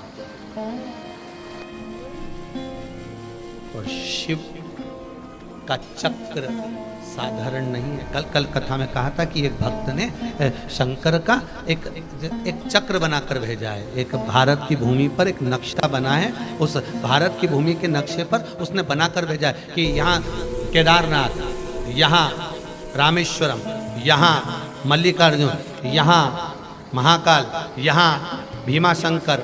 मैं चाहूँगा आस्था चैनल वालों से कि वो उसने बनाकर भेजा कि वहाँ से चक्र चालू हुआ, चलता चलता भारत की भूमि पे जिस प्रदेश में जो भगवान विराजमान है वहाँ उसने स्थान दिया, और स्थान देने के बाद में आखिरी में लाकर कुबेरेश्वर धाम पर उस बिंदु को छोड़ दिया कि कुबेरेश्वर धाम मध्य प्रदेश के उस मध्य में सीहोर के नजदीक में कहाँ विराजमान है, वो बिंदु पर लाकर छोड़ दिया कि यहाँ है ये कुबेरेश्वर धाम, अर्थात केंद्र पर लाकर छोड़ दिया कि 12 ज्योतिर्लिंग का मध्य कुबेरेश्वर धाम को। मैं कहूँगा दर्शन कराएं एक बार टीवी पर, कि उस बच्चे ने जो बनाकर भेजा कि ये गुरुजी ये पूरा 12 ज्योतिर्लिंग और यहाँ है कुबेरेश्वर। मतलब शंकर ने निश्चित कर रखा था कि मुझे इस भूमि पर, इस जगह, इस स्थान पर मुझे बैठना है और दुनिया के दुख हरना है। ये शिव निश्चित कर चुके थे। उसमें ना तो कोई प्रदीप मिश्रा है और ना जितने आप, कोई नहीं। यहाँ तो बस शंकर को निश्चित करना शिव। और इसीलिए मैं आप सबको कहते हैं, हम तो बार बार कहते हैं, आप अगर 1 रुपया भी गौ माता को दिए हैं, 1 रुपया भी आपने अगर शिव मंदिर में लगाया है, कुबेर भंडारी में अगर आपका धन लगा है, तो हम तो कहेंगे ये शंकर ने निश्चित कर रखा था कि आपका धन इस जगह पर लगे और आपका जीवन सार्थक। कहीं भगवान शिव जोड़ कर रखे हैं, या शिव के सिवा कुछ भी नहीं। पहले भी कथा में कहा, कथा वाचने वाला शंकर, कथा सुनने वाला शंकर, और ये जजमान चाहे गुप्ता परिवार हो, चाहे मंगल परिवार हो, चाहे शर्मा परिवार, ये यजमान भी यजमान नहीं, स्वयं शिव ही कथा करवा, स्वयं कोई दूसरा।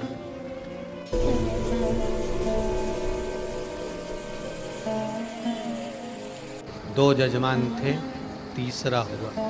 भगवान शंकर को 3 चीज बड़ी पसंद है, इसलिए यजमान भी 3 कर दिए उसने। थे 2 ही, पर बाद में तीसरे शर्मा परिवार को भी कर दिया आश्चर्य से।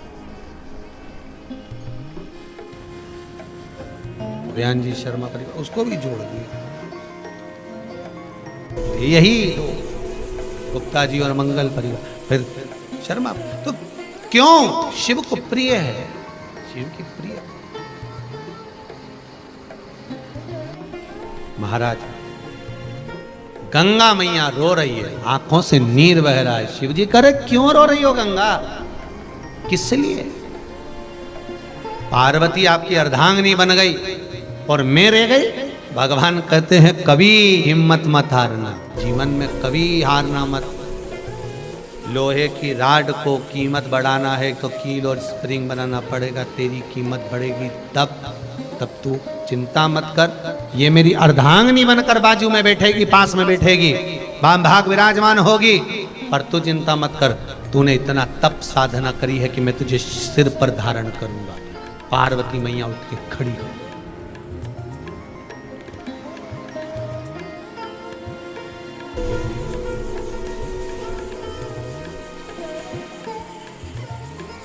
पार्वती मैया उठकर खड़ी। और जैसे ही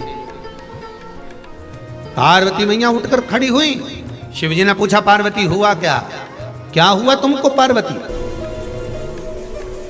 पार्वती जी कहते महाराज आप गंगा को सिर पर बिठाओगे? शिव कहते हैं उसकी तप साधना आपकी तप साधना से ज्यादा।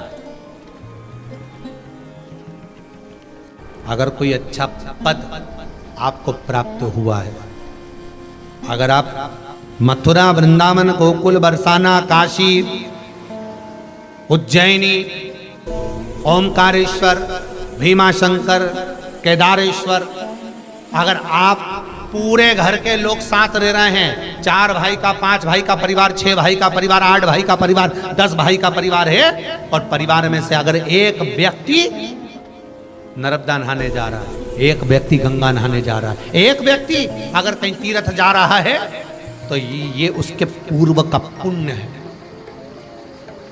पूर्व का पुण्य है।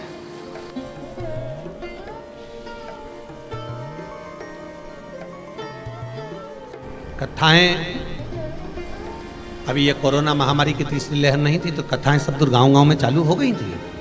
आपने भी देखा होगा, इंदौर हुई, फिर खंडवा, खरगोन हुई, फिर खरगोन के बाद में फिर नवेगांव के बाद में फिर वहाँ भिलाई। तो कथाएं तो अभी लाइन से थी, सारी कथाएं लाइन से क्रम से थी।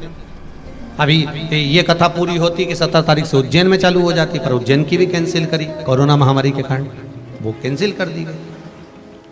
और वो कैंसिल करी तो जो ऑनलाइन जजमान हैं, जिन के मन थे कि हमको ऑनलाइन कथा करवाना है, हमें ऑनलाइन, तो वो नहीं आ सकते थे, तो उन्होंने ऑनलाइन, जो बड़े रूप में पंडालों में नहीं करा सकते थे, नहीं व्यवस्था कर सकते थे, उन्होंने कहा ऑनलाइन कर दो। तो ऑनलाइन जिनको कथा मिली, आप मानेंगे नहीं, इतने प्रसन्न हो गए कि भोलेनाथ जी ने करुणा कर दी, हमारे ऊपर कृपा करी, इसलिए ये तीसरी लहर लाकर हमारी कथा ऑनलाइन करा दी। तो ये केवल शिव कर सकता, दूसरा कोई। आप तो रजिस्टर में नाम चढ़ाकर चले गए थे कि हमारी ऑनलाइन। आप मानेंगे नहीं, कभी ऑफिस में जाकर आप दर्शन करेंगे तो लगभग 100 से 125 लोगों के नाम है ऑनलाइन कथा के, कि हमको ऑनलाइन कथा दे देना, कभी भी दे देना, पर दे दें। हम बड़ा पंडाल नहीं खींच सकते, हम व्यवस्थाएं बड़ी कैसे करेंगे इतनी पब्लिक को। अब आजकल कथाओं में भी तुम मना करो तो भी तो राम जी चले आ। वो तो अच्छा हुआ उज्जैन की कथा कैंसिल कर दी, नहीं तो मालूम पड़े 5-10 लाख में इकट्ठा हो जाता। राम सब तैयारी में बैठे थे, बैग ले लेते एकदम। और आधा तो इस तैयारी में था कि कथा की कथा सुन लेंगे, महाकाल का दर्शन कर लेंगे। एक तो इस तैयारी में थे कि 84 महादेव भी कर लेंगे, और आधे इस तैयारी में थे कि छिपरा भी नहा लेंगे, और बचे कुचे थे तो कि सारा भैरवनाथ ने, हरसिद्धि माता ने सब घूम लेंगे। और कई कई इस तैयारी में थे आजू बाजू वाले कि हम तो सुबह चलेंगे टिफिन विफिन लेके और कथा सुन के और सब दुख के वापिस आ जाएंगे, सुबह फिर पहुंच जाएगा। पर वो कहना दिल के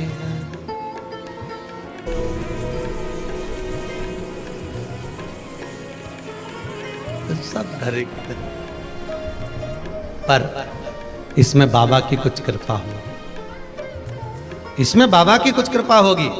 मुझे लगता है कि बाबा सोच के बैठे होंगे, बेटा कथा तो कर पर 84 महादेव भी कर। तो बाबा ने सोच के रखा होगा अभी नहीं तो बाद में करना ऐसी कि साथ में 84 महादेव जितने आए नहीं तो सबका हुई जा, एक बार में जल जा, एक बार में।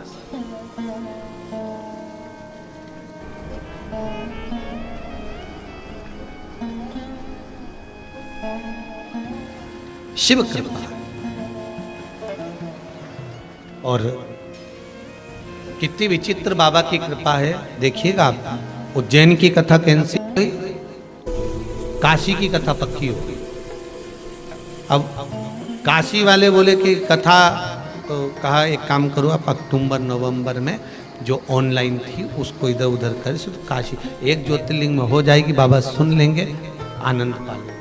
अगर कोरोना हटता है तब, और दादा ये तीसरी लहर रह गई तो। वैसे तो बाबा के ऊपर विश्वास है, आप अपने घर में रहिए, मुख पर मास्क लगा कर रखिए, हाथ को बार बार धोते रहिए। छोरा छोरी को धोने से अच्छा है हाथ धो लो, भगवान का भजन करते रहो। और शिव भक्ति में आस्था चैनल पर कथा, जब तक कोरोना महामारी चल रही है, घर पर बैठकर कथा का लाभ लो और बाबा से आनंद सुख प्राप्त करो, भजन करो, भगवत भजन का। शिव कथा कर रही है, भोगरदानी त्रिकालदर्शी कैलाशी अविनाशी मेरे भूत भावन भूतेश्वर शिव कह रहे हैं कि कुछ अच्छा सोचा होगा। अगर पार्वती पास हो गई है, पार्वती मेरी अर्धांगिनी बन गई है, तो गंगा के लिए शिव जी ने अच्छा सोचा। और सोचा, शंकर ने गंगा को अपने मस्तक पर रखा। गंगा कहती है बाबा शिव से, भोलेनाथ मैं आपके मस्तक पर रहूंगी पर कुछ चाहती हूं, क्या मांग ले। अगर किसी के मरने के बाद, प्राण छूटने के बाद उसकी अस्थियों को गंगा के जल में डाला जाएगा, जितने दिन तक गंगा के जल में अस्थियां पड़ी रहेगी उतने दिन तक वो जीवात्मा बैकुंठ में पड़ी रहेगी। शिव जी ने कहा कहीं का पापी हो तो गंगा के, बस बर तो वही है, पापी हो तो भी अगर गंगा के जल में अस्थियां गई है तो उसको मुक्ति मिलना चाहिए।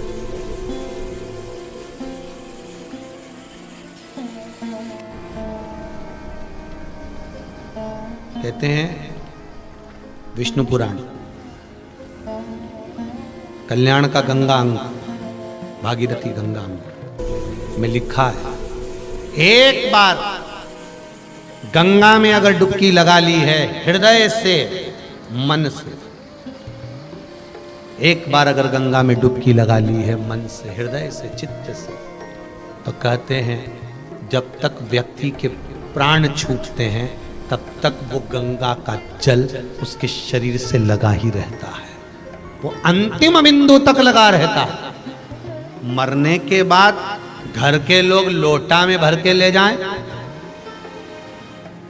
खास खास अस्थियों को, कोई पूरी तो अस्थि ले ही नहीं जा सकती, इतनी सारी कौन ले जाए, तो वो अम्मा के दांत, उंगली, एक आध खोपड़िया, ऐसी 4, 6, 8 अस्थियां ढूंढ के झोली में भर के फिर लेके जाए गंगा। उससे अच्छा है पूरी अस्थि ले जाओ, पूरी ये शरीर संपूर्ण जीते जी गंगा का स्नान हो जाए। और आप लोगों को बड़ी साधुवाद था, धन्यवाद। ये मान सरोवर शिव महापुराण की कथा सुन रहे हो, मान सरोवर शिव पुराण की कथा। इस साधारण मानसरोवर में तो वहाँ चीन पहुँचोगे कब नहाओगे, पर यह पक्का है कि मानसरोवर शिव महापुराण की कथा सुन रहे हो। जिन जिन कुंडों का, जिन जिन नदियों का, जिन जिन तालाबों का, जिन जिन सरोवरों का नाम लिया जा रहा है, समझ लो उस सरोवर में तुम स्नान कर रहे हो बैठकर, और पूरा मकर का स्नान आप उसी सरोवर में करते जा रहे हो। मकर संक्रांति तुम्हारी 4-5 दिन से चालू हो गई। वैसे तो 5 दिन पहले से तुमने लड्डू खाना भी चालू कर दिया होगा, ऐसा नहीं कि मकर संक्रांति पे ही खाओगे। दिल्ली की गजक तो ना जाने कितनी बार निपटा गए अभी तक। तो ये तुम वो चालू हो गया स्नान मकर।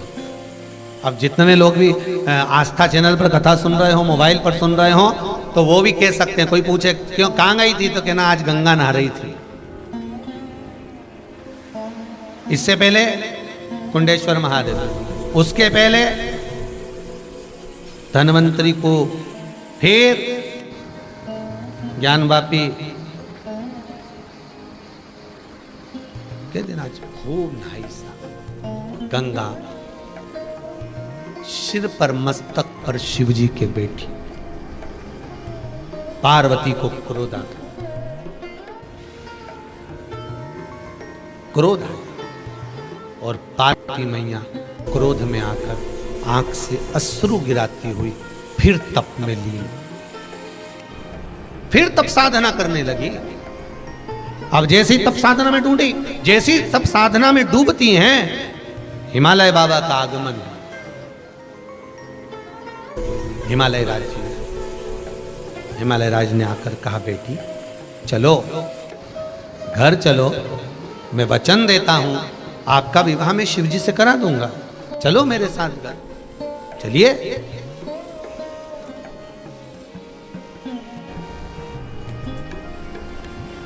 पार्वती मैया ने डबल से एक स्थान पर बैठकर जब तप किया, पार्वती के उस तप करने से शरीर से बिंदु प्रकट हुआ, उस बिंदु से एक कुंड प्रकट हुआ जिसका नाम गौरी कुंड। कौन सा कुंड है?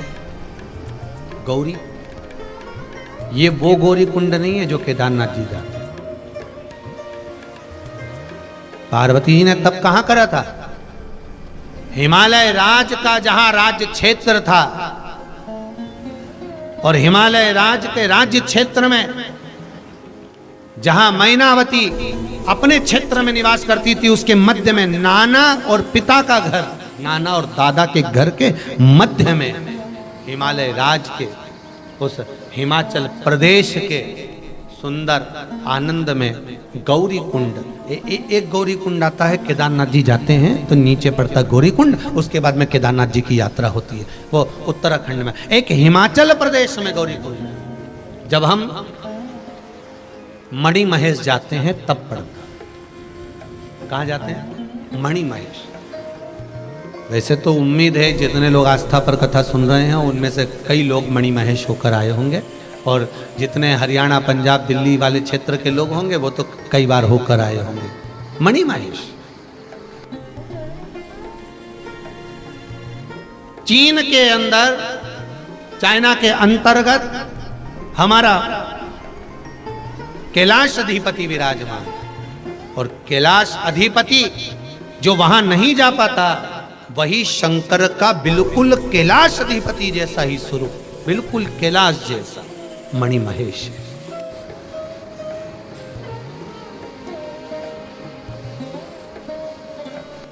जहां पर भगवान शंकर ने पार्वती जी को और गंगा को समझाया है।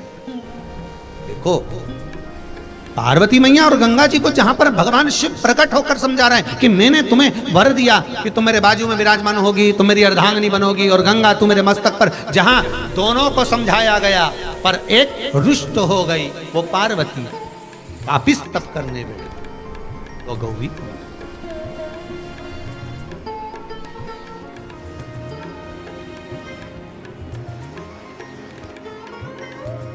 महाराज उस गौरी कुंड के पास, गौरी कुंड में माँ पार्वती को भगवान हिमालय राज समझाने के लिए आए। चलो चलो तुम वापिस चलो।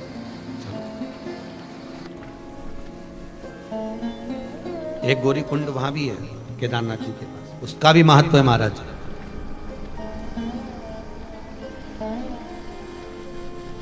उसका भी महत्व है। जहां पर माता पार्वती श्रृंगार करने जाती थी वो गौरी कुंड। उस गौरी कुंड में पुरुष, स्त्री, बच्चे, बूढ़े सब नहा सकते हैं, पर इस गौरी कुंड में केवल स्त्री स्नान कर सकती है, पुरुष उसमें पांव नहीं रख सकता। उस कुंड को पुरुष चरण नहीं रख सकता।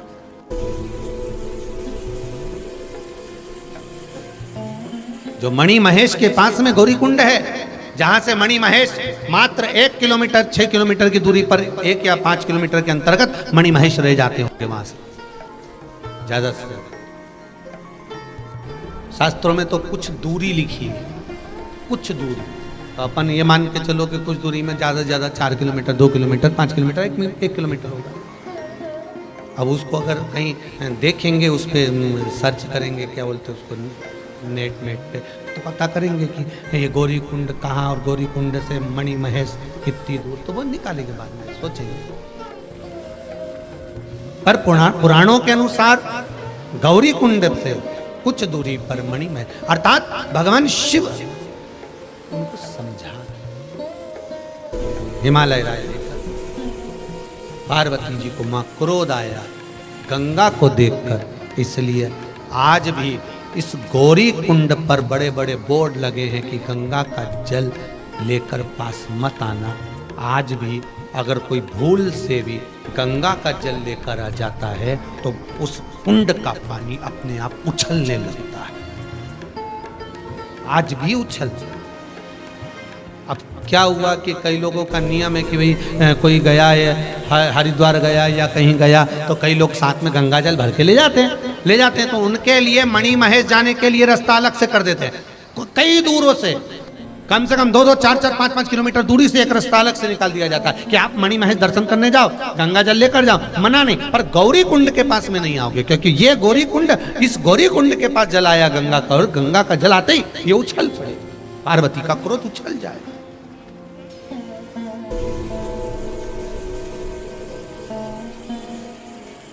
इस कुंड में कोई पुरुष पांव नहीं रख सकता। इस कुंड में केवल स्त्री ही स्नान करती है, नारी ही स्नान करती है। अखंड सौभाग्यता का सुख देने वाला यह कुंड मणि महेश की साक्षी में गंगा और पार्वती का आनंद सुख प्रदान करता है। कहते हैं जो आप लोग कभी मौका मिले, जब लोग आप लोग अपना ये कहीं कहीं जाते हो ना, क्या टूर बनाते हो घूमने फिरने का, तो हम तो आप लोगों से कहेंगे ये फालतू जगह जाते रहते हो, गोवा फोआ क्या रखा माँ, जबरदस्ती घूमने के लिए अड़चड़ी जगह जाओ तो ऐसी जगह जाओ जहाँ शास्त्र वर्णन कर रहा है, जहाँ देखने लायक दर्शनीय आनंद सुख चीजें हो, जहाँ मेरा महादेव विराजमान हो, देव अधिदेव महादेव जहाँ विराजमान, जहाँ शिव ने कुछ लीला करी हो, ऐसी भूमि पर जाओ। ऐसी भूमि पर जब जाएंगे तो हमको जो आनंद की अनुभूति होगी, तेज मिलेगा, आनंद मिलेगा, वो हमारे जीवन को संवार देगा, हमारी ग्रह दशा को सुधार देगा। तो मालूम पड़े ऐसी फालतू जगह चले जाओ तो और ग्रह दशा बेकार हो जाती। अच्छे खासे थे, लौट के आए तो ग्रह दशा ही बिगड़। क्या करें ऐसी जगह जाके?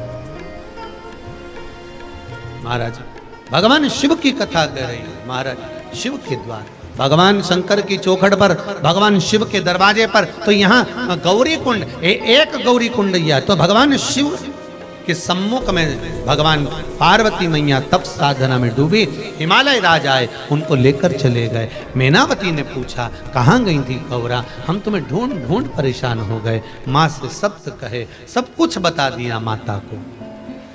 बहुत ध्यान दीजिए महाराज, मेरा बेटा और बेटी से निवेदन है, अपने हृदय में क्या चल रहा है अपने माता पिता से कभी मत छुपाओ, बता। मैनावती ने पूछा क्या चाहती हो पार्वती? पार्वती जी कहती हैं माँ, मैं शिव को अपना पति मान चुकी हूँ, शंकर से मंगल विवाह करना चाहती हूँ, ओघड़दानी है शिव।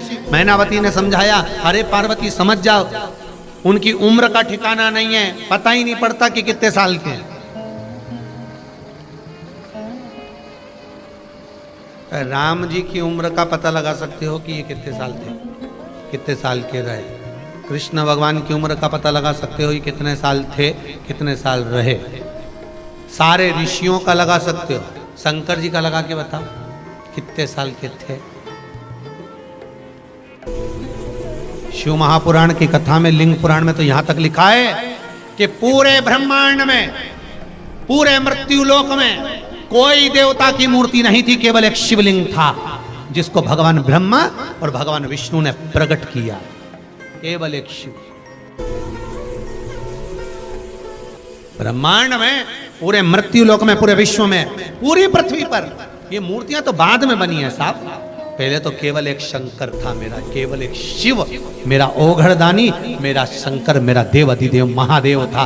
पूरी पृथ्वी पर कुछ नहीं था, केवल शिवलिंग शिवलिंग शिवलिंग। कोई मूर्ति नहीं बनती थी, केवल शिवलिंग बनता था। इसलिए भारत की भूमि को जहां से खोदोगे उसके नीचे शिवलिंग ही निकलेगा। आप खोद कर देखिए, पूरी भारत की भूमि पर जहां जहां खुदाई करोगे वहां शंकर निकलेगा, शिव निकलेगा ही, शंकर का शिवलिंग मिलेगा ही, क्योंकि कुछ था ही नहीं, केवल शिव था। शिव के सिवा कुछ शंभु शरणे पड़ी मांगू घड़ी रे घड़ी दुख का, दया करी ने दर्शन। शिव ही, कोई दूसरा नहीं मिल सकता।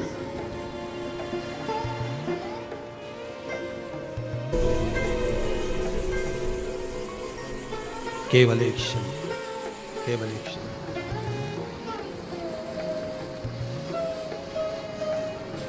मुझे तेरा ही सहारा काफी है, भोलेनाथ सहारा काफी। कोई दूसरा सहारा मिले ना। शिव, भगवान शिव के चरणारविंद का हिमालय राज लेकर गए। पार्वती मैया से पूछ रही है, कहाँ विवाह करने का तूने मन में ठाना है? हरि पार्वती तुझे मालूम नहीं शिव की क्या दशा, कहाँ घर, कहाँ बार, कहाँ रहना, कहाँ। हरि शिव तो ठहरे कैलाशी, हरि गोरा पछताओ, और बूढ़े जोगी के संग में तुम कैसे रह पाओ। अरे उसको कहाँ तुम जान सकती हो, उसकी उम्र का ठिकाना नहीं है। तो इतने में पार्वती जी बोली, फिर आप कैसे कह सकती हो कि बूढ़ा है? आप क्या कह सकती हो कि बूढ़े हैं जब आपको ही नहीं मालूम कि उम्र कितनी है? तो कैसे कह दिया आपने? मैनावती बोली, मेरी पूरी उम्र निकल गई, पर आज तक मालूम नहीं पड़ा कि ये शंकर जी की उम्र कितनी। मैंने अपने पिताजी से पूछा था। अब मैनावती के पिताजी कौन? पित्र। पितरों की 3 लड़कियां थी, मैना, धन्या और कला। सनकादि ऋषि सनत कुमार निकल कर जा रहे थे, एक जगह पर बैठकर तप साधना करे।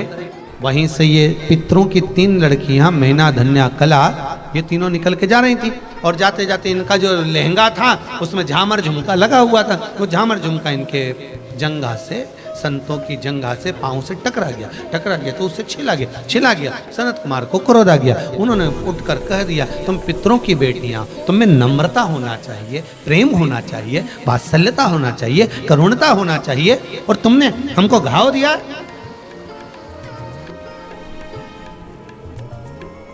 हम श्राप देते हैं तुम तीनों को, पितृलोक छोड़कर मृत्युलोक में जाओ। तो मैना, धन्या, सुनैना बनी, कला, कीर्ति बनी। तीनों चरण पकड़ लिए सनकादि ऋषियों के, क्षमा करो, क्षमा करो, क्षमा करो। संत संत होते, गुरुजन गुरुजन होते, साधु गुरु सन्यासी तपस्वी साधक उपासक ब्राह्मण जन, ये जितने साधु सन्यासी तपस्वी साधक जो होते हैं ना, ये श्राप भी दे देते, गुस्सा भी करते और नम्र भी होते। ठीक है, तुम तीनों की गोद में 3 देवियां खेलेंगी, जगत का कल्याण करेंगी। मैना की गोद में पार्वती जी, धन्या सुनैना बनेगी जिनकी गोद में सीता जी, कला कीर्ति बनेगी इनकी गोद में राधा जी खेलेंगी। ये तीनों को वर दे दिया, ये तीनों तुम्हारा उद्धार कर देंगे।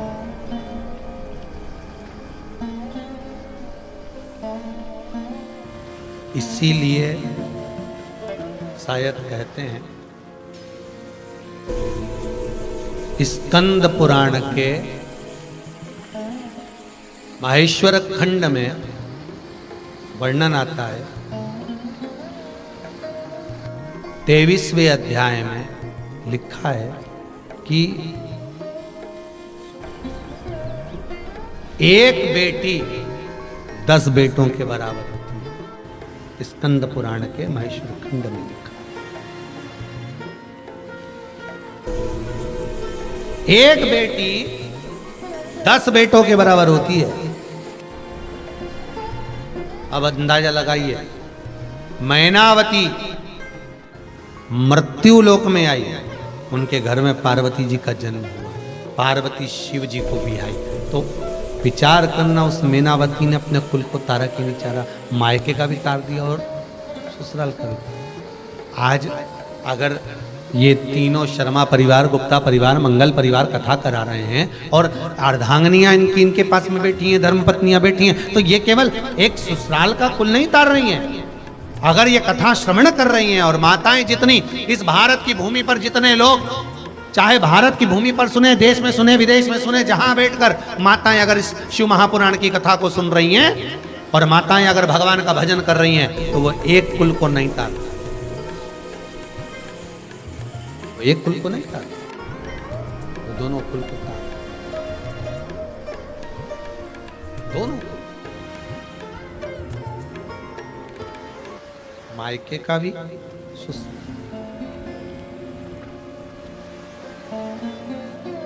एक बेटी 10 बेटों के बराबर, एक महाराज।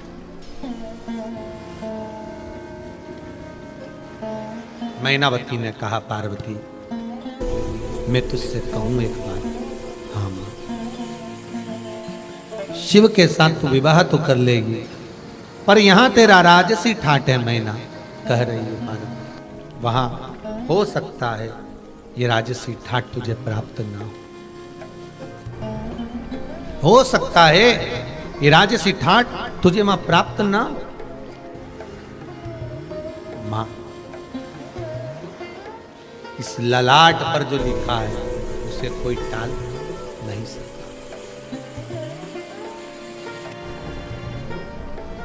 पिछले वर्ष कोरोना महामारी में ना जाने कितने लोग चले गए, शांत हो गए। उनके यहाँ से कोई आता है तो कहते हैं, गुरुजी हमने कौन सा पाप करा था, हमने तो किसी का बुरा नहीं करा, फिर क्यों इनका साथ छूट गया, क्या हो गया था ऐसा गुरुदेव, ऐसा क्यों हो गया, ऐसा किस कारण हो गया। आपने कुछ नहीं करा, पर जिसकी जितनी लिखी है, जितनी लिखी है और जैसी लिखी है वैसे की वैसे उसको 7 ताले में बंद कर दिया था राजा परीक्षित को। तक्षक नाग डसने आएगा, बंद कर कर रख दिया, पर लिखी थी एक गिलास की पैंदी में तक्षक नाग चिपक कर चले गया था और डसा। मृत्यु अगर लिखी है आई, फिर आपकी मर्जी, आप उसको कोई ताला भी लगाए चाहे कूंची भी लगाए, फिर तो आएगा बुलावा तो जाना भी पड़ेगा। कोई कितना ही करे फिर जाना तो निश्चितता है, निश्चित। महाराज माँ ने समझाया, नहीं मानी, फिर मंगल विवाह शिव जी का पार्वती के साथ हुआ। माता पार्वती के आनंद भाव के बाद जब कैलाश पर पहुंची हैं, देखो पार्वती और शिव जी के विवाह के उस क्रम में भी एक कुंड का निर्माण हुआ, नहीं 5 कुंड का निर्माण हुआ। वो कथा भी बड़ी विस्तार से है, उस कथा को कल लेंगे और कल मकर संक्रांति का भाव भी रहेगा। श्रवण करेंगे तिल्ली की महत्वता और उस तिल के साथ में दान की महत्वता। और बाबा ने कृपा करी है, विश्वनाथ शंभू ने आपको भी इस पावन मकर संक्रांति के अवसर पर शिव महापुराण की कथा श्रवण कर रहे हो। खूब दोनों हाथों से दान पुण्य संकीर्तन भजन कीर्तन करो, जिससे बाबा आपको हर तरह से बचा कर रखे जीवन में और सुख का अनुभव कराए। माता पार्वती